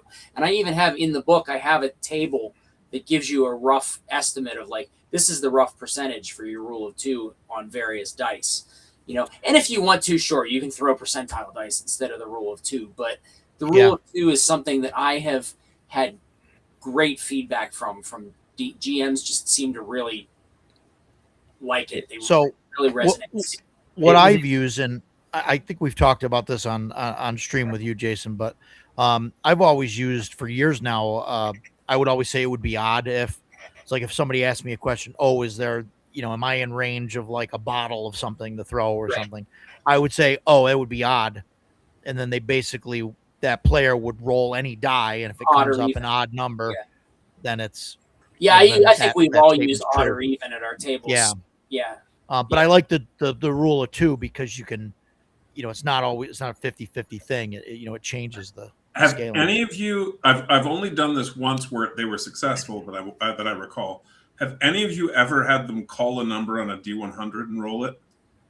Because I did that for a player who wanted to try to guess a password in a modern game, and they guessed a believable password that someone really would use. Yeah. And I'm like, okay, look, so it wasn't hacking; it was just pure guessing. I was like, all right, call a number on a D100. She did, rolled the exact number she called. I'm like, all right, you guessed it. Yeah. That's funny. I did that with, we had, so I back in the day, especially in one of our worlds that we're playing in, I gave out magic items very sparingly, like very, very sparingly, because it was a lower magic setting. But this guy had, it was a ring that if he rolled double zeros, he got a wish. So, and it never ran out. It was like this this horribly powerful magic item he had found. Never once did he, it was months and months and months. He continuously, every time we played, he's like, I want to roll it. I want to roll it. But then I remember when he did actually get it one time and the whole table freaked out because it was just that 1% chance that he pulled. Yeah. Now, in Bears and Borderlands, we have the roll to cast system, and Snake Eyes being this terrible miscast that happens. Yeah. That's a 2.73% chance of that going off. All right. Brian over on our Discord server has somehow rolled 90% of the critical miscasts out of the 300 players that we have. It feels like once a month this guy is critically miscasting something. Oops, I just caused another starfall, or oops, spawned a black hole, or whatever it is. I think I don't know, fate has destined him to destroy our home world or something. But it's usually it happens. But I have a spell failure table in my games where if you fail to cast a spell, you have to roll against this table to see what the misfire is, the spell misfire is. And in my Buffy game, my players were so concerned about none of them had even seen the table. They were just so concerned about what might happen if a spell is miscast that they were all just spending fate points to make sure that they didn't fail their cast rolls every time. There were 2 critical miscasts at the convention at CNY Con. Nice. We had one player in Chance's game. Actually, no, there were 3 of them because Chance had one happen in each of his games, and one player lost all their memories. I think one happened in our Dracula in Space game. Yeah, I don't remember what the outcome of that was, but yeah, I can't remember either. I don't think it was that terrible of an outcome though. He did pretty good on it. But then also this called shot thing in the same direction, getting boxcars is a 2.73% chance. So we called that on the Dracula or in the Dracula in Space game. We were like, well, you got to roll a 12 to even get the spell off. Perfect 12 right there. Yeah, he did. Yeah. That's fantastic. There's something about calling those shots. Absolutely. Though the guy who managed to roll 2s, that was. We were all like, that's statistically impossible. You're at the point of statistical impossibility. He was in 1 in hundreds of million odds. Yeah. Oh, the dropship over and over. And it was different dice. It started off with just 2 after 2 after 2 on a D12, 2 after 2 after 2. And then he rolled a D20 and rolled a 2. It was ridiculous. And then at one point he was going to roll his D12 and I was like, no, wait, here. And he rolled mine and rolled a 2. Rolled a 2, yeah. It was like, what the hell is going on? He needs to put that D12. He needs to put that D12 in a microwave and then line up all his other dice to make him watch. Yeah. Somebody was talking about that recently, where they're talking about flipping coins, and they're like, okay, if you're at a table and you see somebody flip heads 5 times in a row, and they're like, what are the chances of the next one being heads or whatever? And got the one guy that's like, oh, well, it's this because, and then the other guy's like, oh, it's still 50-50, whatever. And then you've got the gambler who says, well, he's obviously cheating. He's got a trick die or a trick coin. Trick coin. Because we don't live in an abstract. But I always thought that was weird. The called shots always get called, and then also the terrible things always seem to happen right at the right moment with like critical miscasting and stuff. And so it's always at the cons that you get the most of them. Mm-hmm. Yeah, epic stuff does seem to happen in con games. Yeah. Yeah. Well, I think people are willing to take more risks. Yeah. Oh, absolutely.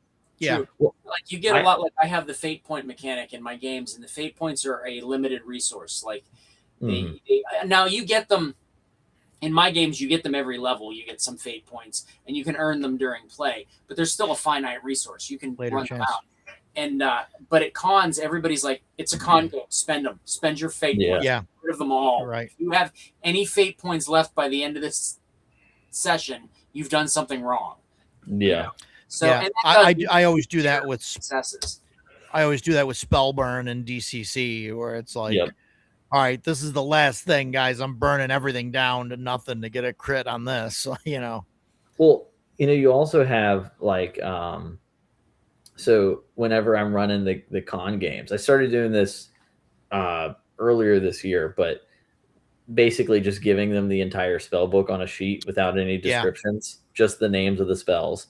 And so, the moment you fail one, you lose it for the rest of the con game, but you can cast all the ones that are on that list as long as you're here.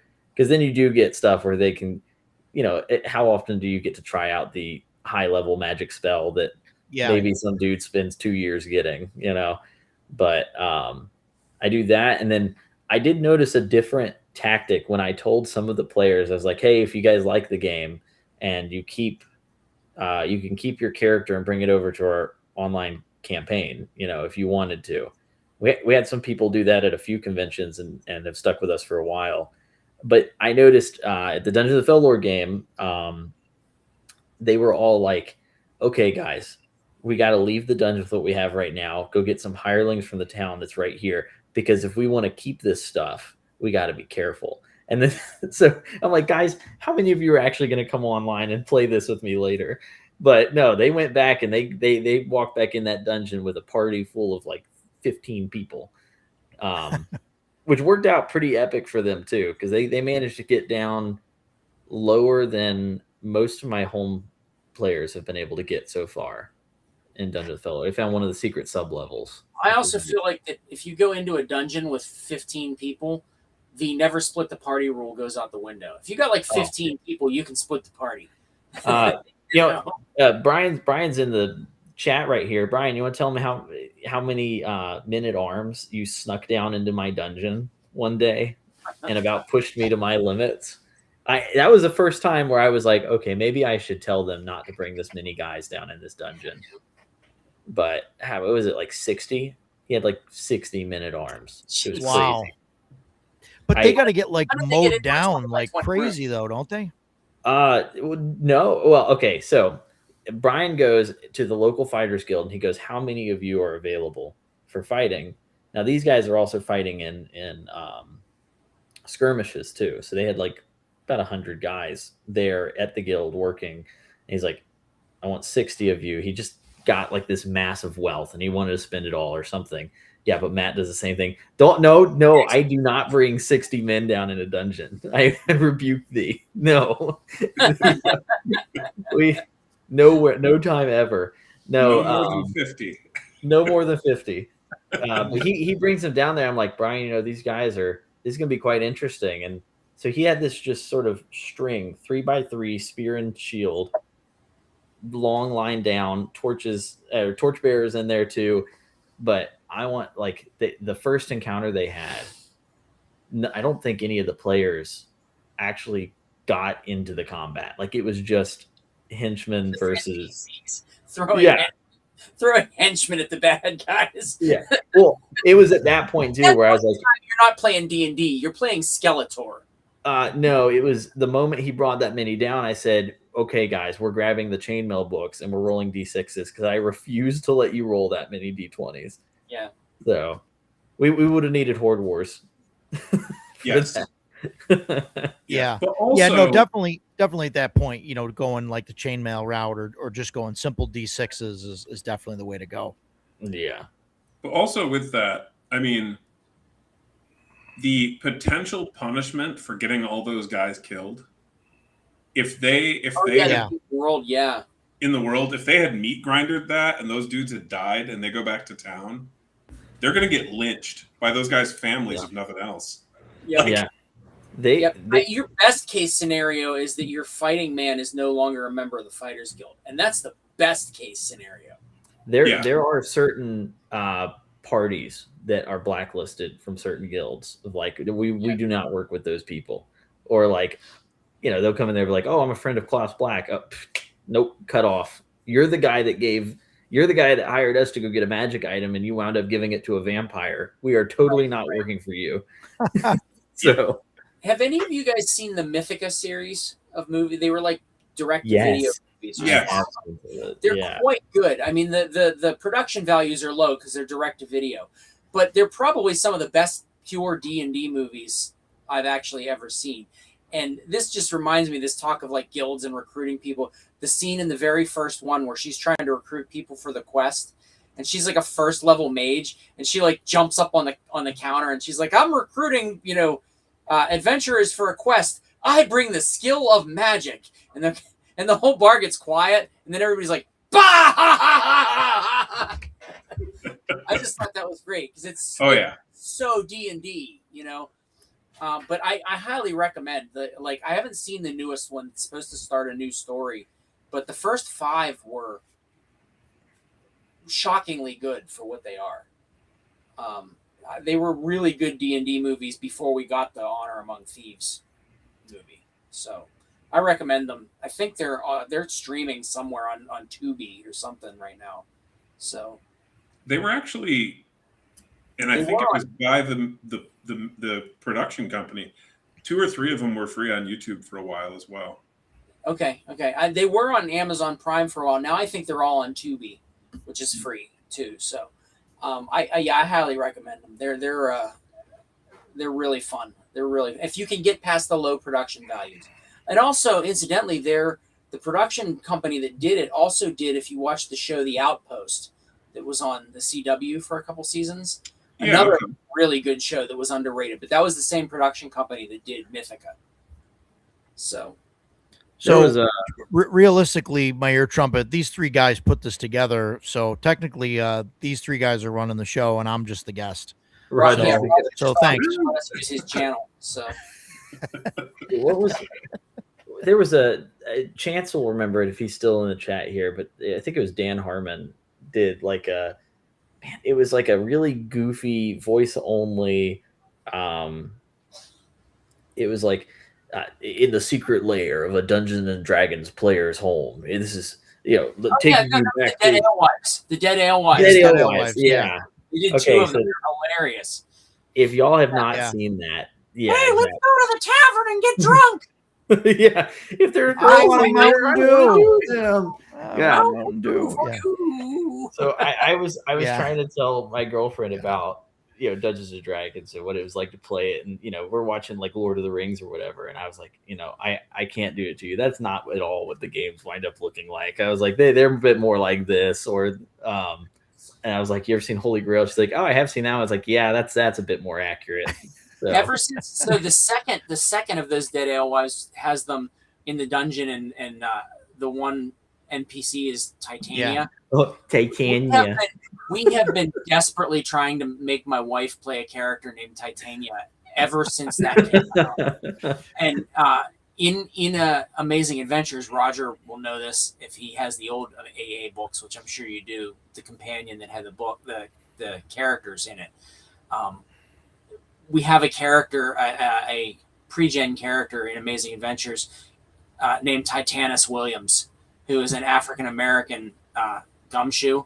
And that was my wife's character, and that was her capitulation to playing. Instead of Titania, she named him Titanus. Yeah. That's funny. I hear that the Monstrous Compendium is The Codex Coming Monstrorum. out. Yes, Codex? I submitted the final bits of the manuscript to Steve probably about a week before CNY Con. So Yeah. I don't have Fantastic. any information on when it's going to be crowdfunded, but I don't know exactly when. I know that art is coming in now. I know that editing is being done. The art Yep. that I have seen looks absolutely amazing. Awesome. The cover art. Glad to hear it. This cover art is phenomenal, and if it wasn't a weekend, I could have asked Steve if I could show it to you guys, but I don't want to get in trouble. It's Yeah. No, that's fine. it's if you've Just seen do a the quick cover art, flash. if you've seen the cover art for the Player's Handbook and the Castle Keeper's Guide, Yeah, or yeah. the Chronicle Keeper's Guide, That's cool. it's right along those lines. Cool. But it's like full of like werewolves and aliens and yeah. So Werewolves and aliens. You got me. I'm sold. Yeah. So, Yeah, well, so yeah, I the original. got this book. I don't know if anybody's seen it. I got this book called Cryptids of North America. Yeah. And I statted up 2/3 of those cryptids for the Codex Monstrorum. Nice. So it's like, yeah, there's tons of cryptids. There's tons of aliens. I have Lovecraftian horrors in there. I have horror movie monsters. I have, urban legends. It's going to be cool. It's going to be a cool book. And after doing the frickin' Codex Exaltum with the Angels back to back with the Codex Monstrorum, if I never see another monster stat block again, it will be too soon. Now, Savage Splendor says that Steve shared it on his AMA Tuesday. Oh, I he don't know did. if he's. All right. I don't know. Well, if Steve shared it, I'm Okay. showing it to you guys. I don't care. All right. He can yell at me. Let me find it. I was gonna say Savage. That's a great way to get him to show it. So Yep.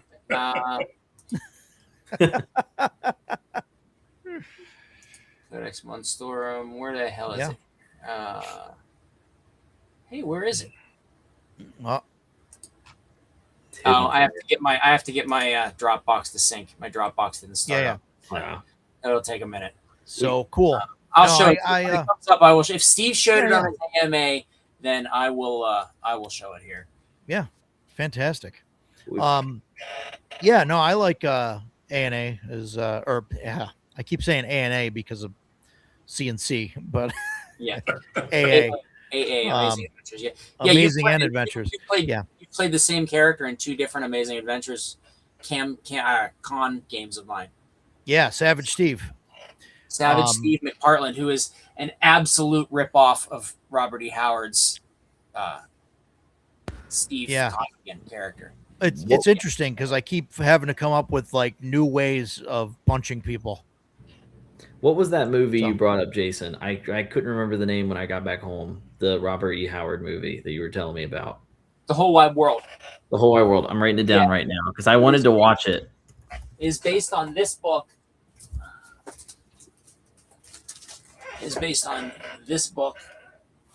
Okay. By Novelin Price. By Ellis. his girlfriend from Late in Life, His right? on again, off again girlfriend the last couple of years of his life, and I'll do this so you can actually see the title. But Okay. When he walked alone.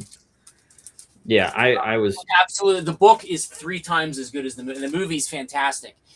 Vincent D'Onofrio plays Robert E. Howard, and Renee Zellweger plays Oh, nice. Novelin Price Ellis. And when they made that movie, Novelin Price Ellis was on set teaching Renee Zellweger how to be her and teaching Vincent D'Onofrio how to be Robert E. Howard. So this is Cool. the closest any of us will ever get to seeing what those two were really like. That's pretty cool. I don't have enough praise for it. It's just so good. That's another beauty of going to the conventions because then you can talk about, you can kind of riff off of each other with, oh, I like Robert E. Howard. Oh, did you know this movie existed? Oh, did you know this thing? Because you're at a place where at least a majority of the people there are usually interested in the same things you're interested in. And it's a whole building full of them. So I remember because this was the first convention I was a special guest at, which was thank you. That was awesome. But even just in there hanging out with y'all as things were getting cleaned up at the end of the convention. Well, I already had like 6 new ideas for games. I had new ideas for movies to watch, books to read. That I came back. Of course, everybody at my home table had to hear the earful of it. So Let me just say to Savage Splendor, I'm glad Steve was happy about that because that was my idea to put that flying saucer there. I have it up now. I'm gonna pull it up. It's not high res. Yeah. He has yet to give me his high res version, but here it is. All right. Yeah. Wait, what do I want to do here? Show which do I want to? Where the hell is it? I think show individual window maybe. Yeah, I have to figure out. Here we go. Okay. How? Share. And then Roger, I think you have to click a button. Yeah, or maybe not. There it is. Yeah. No, I do. Yeah. So, Yeah. That's awesome. That's awesome. that is Yeah. the cover. Yeah, that's the cover for the Codex Monstrorum. It's coming up. That's fantastic. Cool. Here, let me do this. That's looks pretty cool. cool. Yeah. So, Yeah. I love it. and I can try to make it a little bit bigger. Yeah, but you can see. Oh, it's there you go. Yeah. And it's pixelated there because I don't have. It's not the high res copy, but I'm Yeah. waiting Yeah. No, that's fine. on that too, but That's fine. A lot of werewolves. a lot of werewolves, and there's a Cthulhu horror up there, and there's the flying saucer, and there's Yeah. So, Definitely not Indiana Jones. yeah, I mean, not in Jones there. Yeah, he's a ripoff Yeah. of another character anyway. Yeah. No, that's fine. cool. Yeah, All right, now cool. how do I shut this off? Stop. There we go. Okay, cool. That was So Yeah. there it is. Since Steve showed it, Yeah, I that will looks show sweet. it. Yeah, that looks sweet. No, I'm definitely, I I'm definitely on think board with that. I think, and again, do not take this as gospel. I don't want people coming back at me and saying, he said this and it's vaporware. I think the plan is to do a late summer crowdfund for it, but I'm not Okay, 100% yeah. on that. That'd be pretty So, cool. yeah. I don't know. I'm pretty partial to, books with UFOs on the cover. So Yeah. Yeah. That's Arkansas Chenault, not Indiana Jones. Oh, yeah. Right. Actually, yeah. if you go by my my iconics, so such as it is the Brotherhood of William St. John, that would be most like Tennessee O'Malley. Tennessee O'Malley. Tennessee O'Malley is the name of the raider that I have. Yeah. Yes. So, And while the UFOs did not make it on the cover, I think you've got 90 or so in the dropship book by you. A lot of them, yes. Ugh. Now I gotta praise this cover though, because the dropship cover shit. almost sold me alone. They told me not to buy a book by its cover, but I saw that before Fox told me about the game, and I was like, "Oh, that looks really cool." I have no clue what Yeah. the game's about right now, but that looks really cool. I had the benefit of having him basically blast my ears with how cool the game was before I even showed up to the convention. So I had high expectations. Good. So yeah, Hopefully fulfilled. they were met. Yes, they were. Yeah. Yeah. So Yeah, I've gotten to No, play it's with him twice so far. well, I also I have this huge pile of goodies from the convention, but the grab bags for the VIPs and special guests, those were also pretty cool. I don't have everything pulled out here, but oh yeah, my dice tower that I got has been taken by a 4 and a 5-year-old. It's theirs now. I have no choice. Yeah. I had a few people asking me for those, and so I gave them out to a few more people too. So I'll have to print enough forever. I'll have to print like 200 or something of them for next year. There you go. So yeah, that was interesting. So yeah, those are just cool. They were like little 3D print things, and I was like, yeah, let me print them and throw them out there. So I got like plenty of dice. I bought dice in bulk. You've bought dice in bulk before, Matt, for your box set and stuff, I'm sure. So Oh yeah, so many.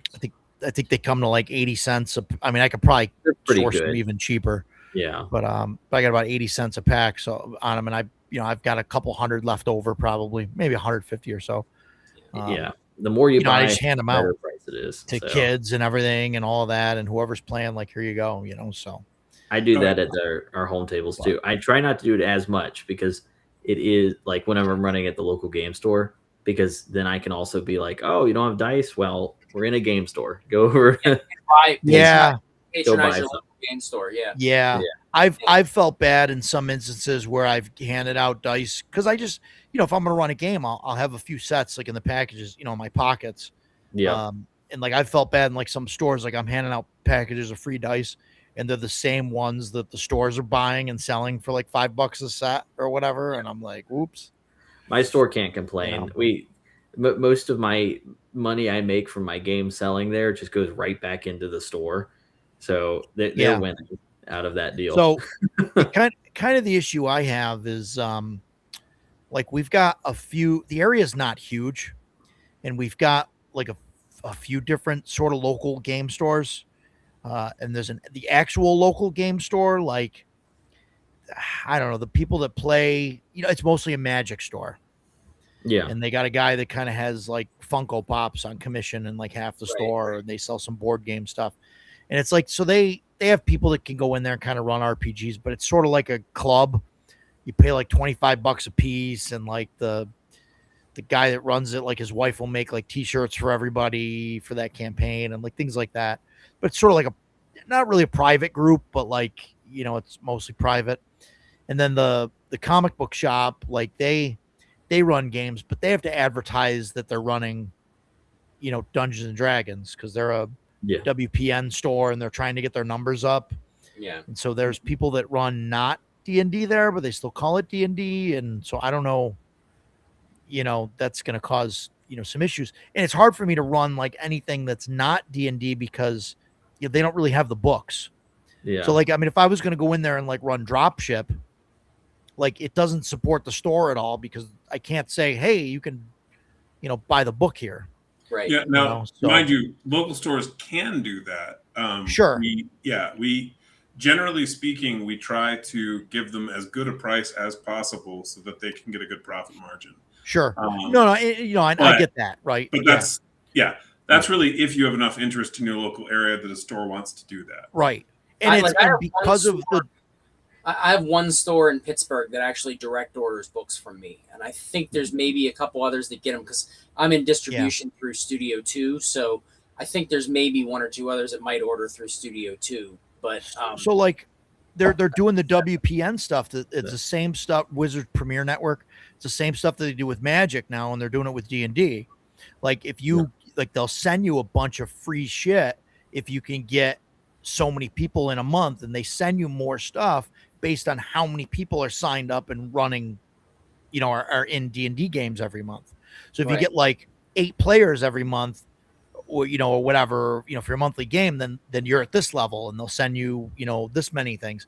But if you get 16 players or 32 players, like, so it's difficult. Like they make it really difficult to run anything else because they don't want you to run, and if a store runs something else, if I run over there and say, hey, look, I'll run dropship one week, I'll run Barrows and Borderlands, I'll run 13 Parsecs, I'll run, like, it's not great for the shop because now they might have those same players show up, but they're better off if it's Dungeons and Dragons because then they can say, oh, hey, we got, 32 players this month instead of.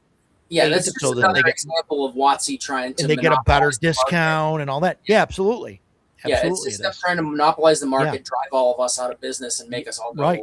That's right. And this has been going on with Wizards of the Coast ever since 3rd edition came out. Yeah. I recall being at and this was before I became I was just getting started in game design. I think I was working on my first manuscript for Palladium Books at the time. It was back in like 2000. And I was at I think Origins at a panel with a bunch of game designers, one of whom was actually George from Eden Studios, who I eventually ended up working with.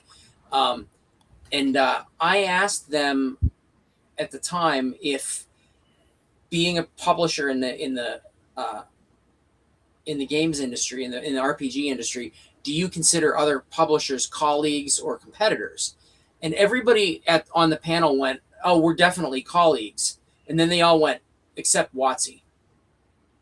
Yeah. That was the answer.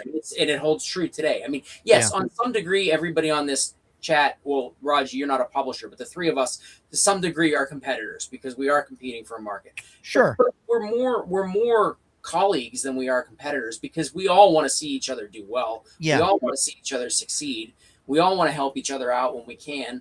I have, there's another game. I have the registered trademark on Night Shift for game products in the United States.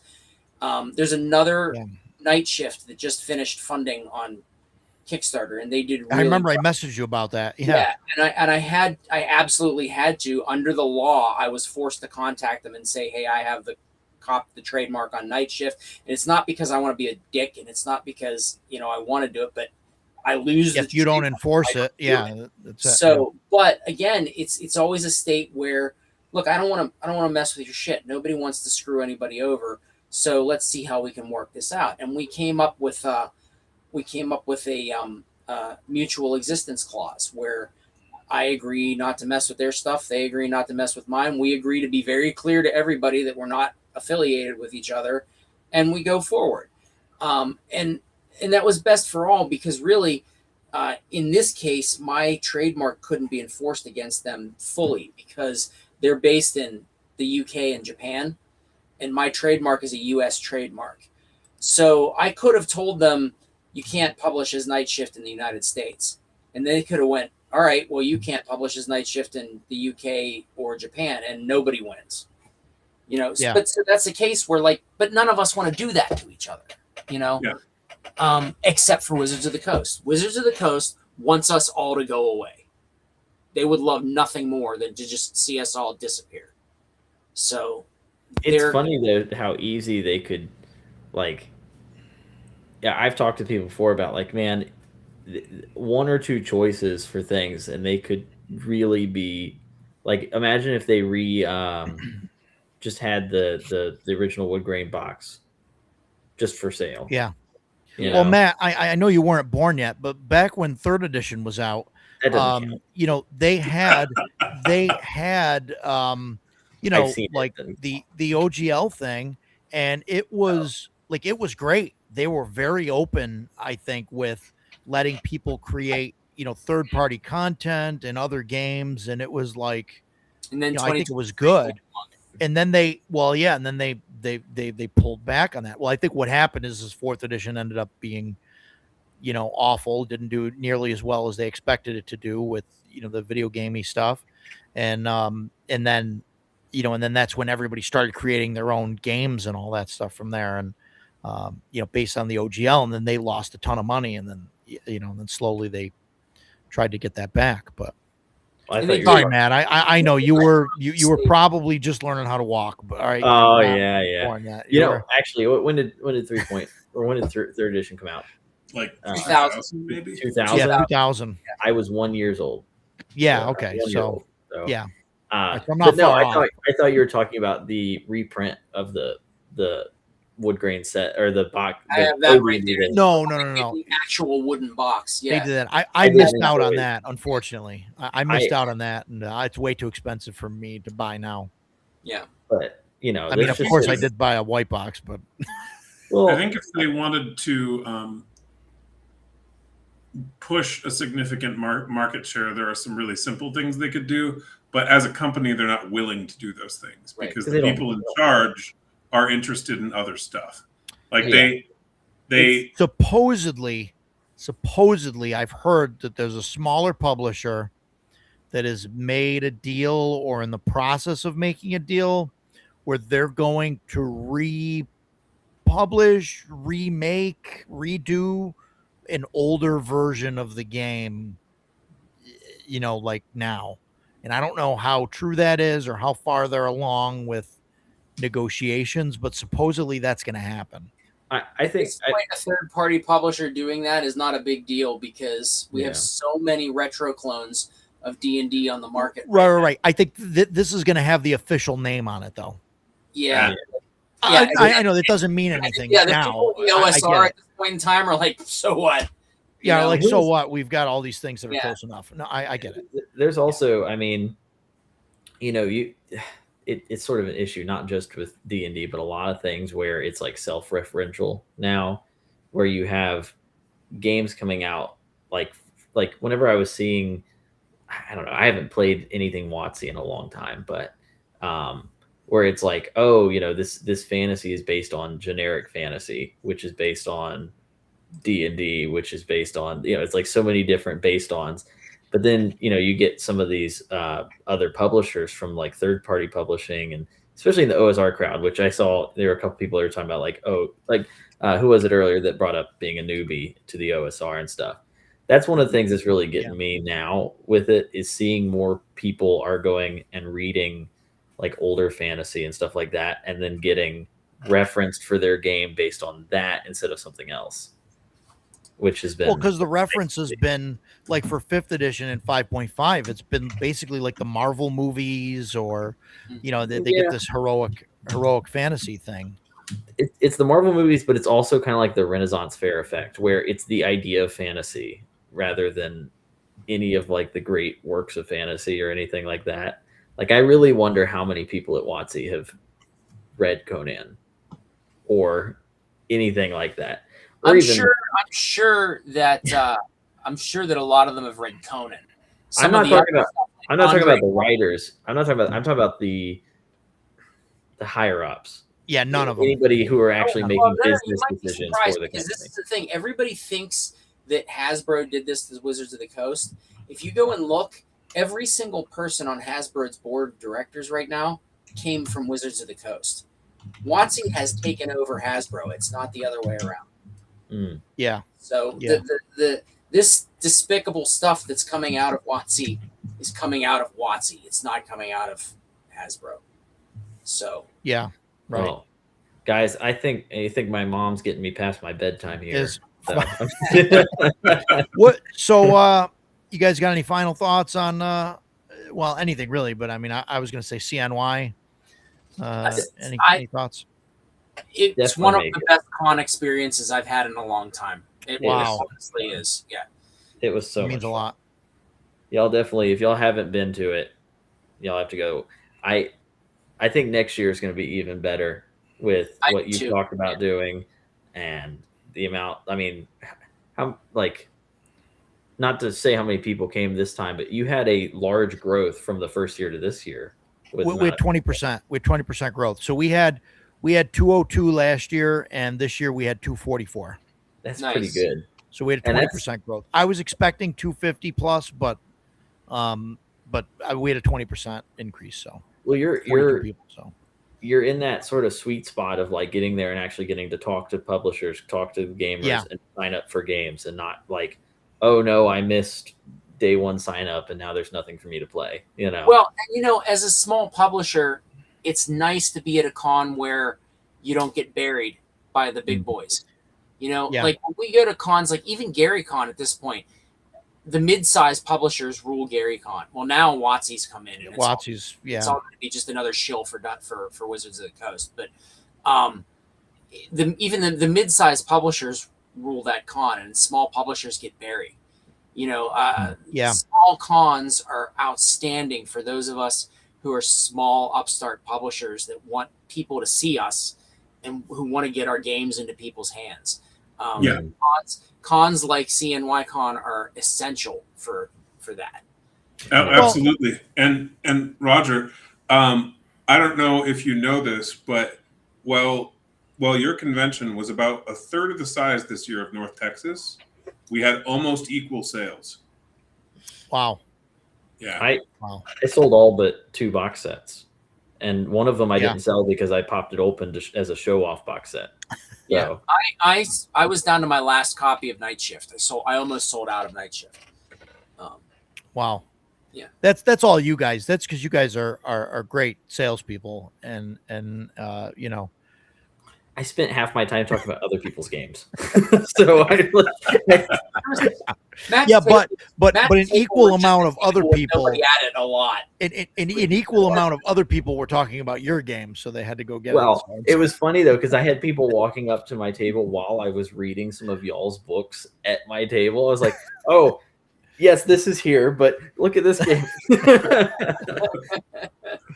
But also just I really, and I know Jason mentioned this before, I really appreciated having a game table near the booth, or like in front of the booth. That was something I learned from last year. Yeah, because you don't have to again, like when I would run for Troll Lord at like Page or whatever, and Troll Lord had their own dedicated gaming area at Page, which is awesome. Yeah, but you're nowhere near you're in another room. Right. When you finish a game, you have to hope that people are going to wander back over to your booth to buy it. Yeah. When your table is right there, you're like, all right, you guys had a good time. games for sale right here. Yeah. Yeah. You know? Yeah. I had that happen too. Right after the game, a couple people were like, "That was fun. I'll get a box set. It's right there." And I gave my Yeah. players, I was like, I'm discounting everything all week, but if you 6-8 people want to buy it, I'll give you more of a discount because you sat down and played in my game. Yeah. You know? Yeah. Yeah. And I'm holding on to I gotta hold on to one for next. I'll try and hold on to it for next year. Those like Portal to Adventure box sets from the Kickstarter. I'm all sold out now on the website and everything, and I've got my last 4 that I'm sitting on because I'm like, okay, I have to save these. Obviously, one for myself, and then save the rest for conventions because those are also fun to bring. I think next year you and I might talk about. I might have to ship something, or I'll drive. Matt, did you have a single volume book version of your game there? I heard people talking about it. So That's what I want to do. when I was on my way to the convention, I was all done. I printed everything up because I had just moved out the week before. So like the day before the convention was when I was getting all my box sets together and frantically putting everything in there. And I was like, cool, I'm all good for the convention. Got in the plane, I was reaching in my bag and I had this out and I went, I did not order any of these Yeah. for the convention. So I do this with a couple other those. people. If you guys have print on demand books like drive through or whatever, you'll hook up with me, a couple months before the con or whatever, and just order them and have them shipped to me. And then they're there. Great. I don't have print on demand, but I could absolutely ship books to you. Or if you wanted to do that, I mean, if it makes it easier, Yeah. I don't have an issue doing that. I do that with a couple other, people. So I've toyed with the idea of driving next year though, because that's not a bad drive for me as far as like it's a terrible drive, but okay. Not in the summer. Like I like 6 hours is for I mean like for some me, people. 6 I hours. like driving up the East Coast, so that's not a bad drive. I do it. 6 hours I can do. He's 16. Yeah, that's a drive. That's a hike. But That's maybe not if you're 26. Well, yeah, that's true. Okay. Yeah, that's right. Yeah, like you wake up That's right. 4 a.m., do it all in Half one a day. lifetime ago, it was fine. Yeah. A couple Red Bulls, and I'm good to go. Mr. Blawface, 4 hours away, and discovered didn't that show now, up. every year when I come home from CNY Con, I'm stopping at the Anchor Bar for lunch.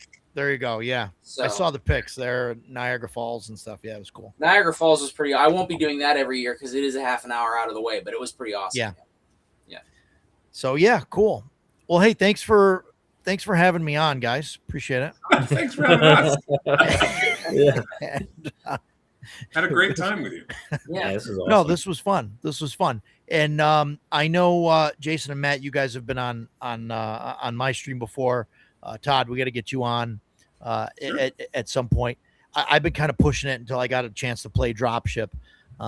So this way we can talk about it and I have some frame of reference of what I'm talking about. But and of course I'd love to have you guys back on too, at some point. I know Jason, we've talked about having you on, and Matt, I think we talked at the convention about getting you on again. Yeah. So we'll definitely have to figure that out. If anybody wants to have me on a live stream, I'm a complete whore. So There you go. Yeah. So I'll fun stuff. I'll be on Fox Off show next week too, and I'm just gonna I want you to know, Todd, that I will be like flaunting this book as much as I can just to make Oh, it good. out that his hasn't shipped to him yet. I haven't shipped his out yet, actually. I know. It made me so happy that I could get to that convention, grab a copy, and I could be like, "Hey, Fox, look what you're missing out on. Look what's in my hand." His should ship out in about a week. I'm basically waiting on a new proof for our international printer because there was an error I wanted to get fixed. So I'm waiting on that proof to see that it has been fixed before I order all the international ones. You sent me a teasing photo. I did. I sent him a picture. I sent him a picture of me and Chance both holding our books up, and I commented. I said, "Hey, Fox, eat your heart out." Nice. Oh no. Nice. Well, don't worry, man. It should be on the way soon. You should have it certainly by the end of July, probably by mid July. Yeah, we'd love to see you next year. Yeah, you Yeah. should definitely come. So yeah, cool. So no, thanks a lot, guys. And what's today? Today is Saturday, so my next stream is on Tuesday night with the usual crew. I don't know what we're going to be talking about yet, but I'll probably set that up later today. Cool. Figure something out. But and yeah, like I said, we'll definitely have to have you guys on again. So and yeah, so it's fantastic. Thanks for coming to CNY, and thanks for all the kind words and everything else. And it seems like you guys will be back next year. Hopefully, you guys come back next year. Yeah, so that's that. So, well, thank you, I guess, Roger. yeah, absolutely. Yep. So You run a good con. Thank you so much. Yes. I appreciate you guys. So yeah, so we'll see you guys. See you guys hopefully in a few days. We'll see you guys on the other side. All So right. take care, everybody. Take it easy. Bye, everyone.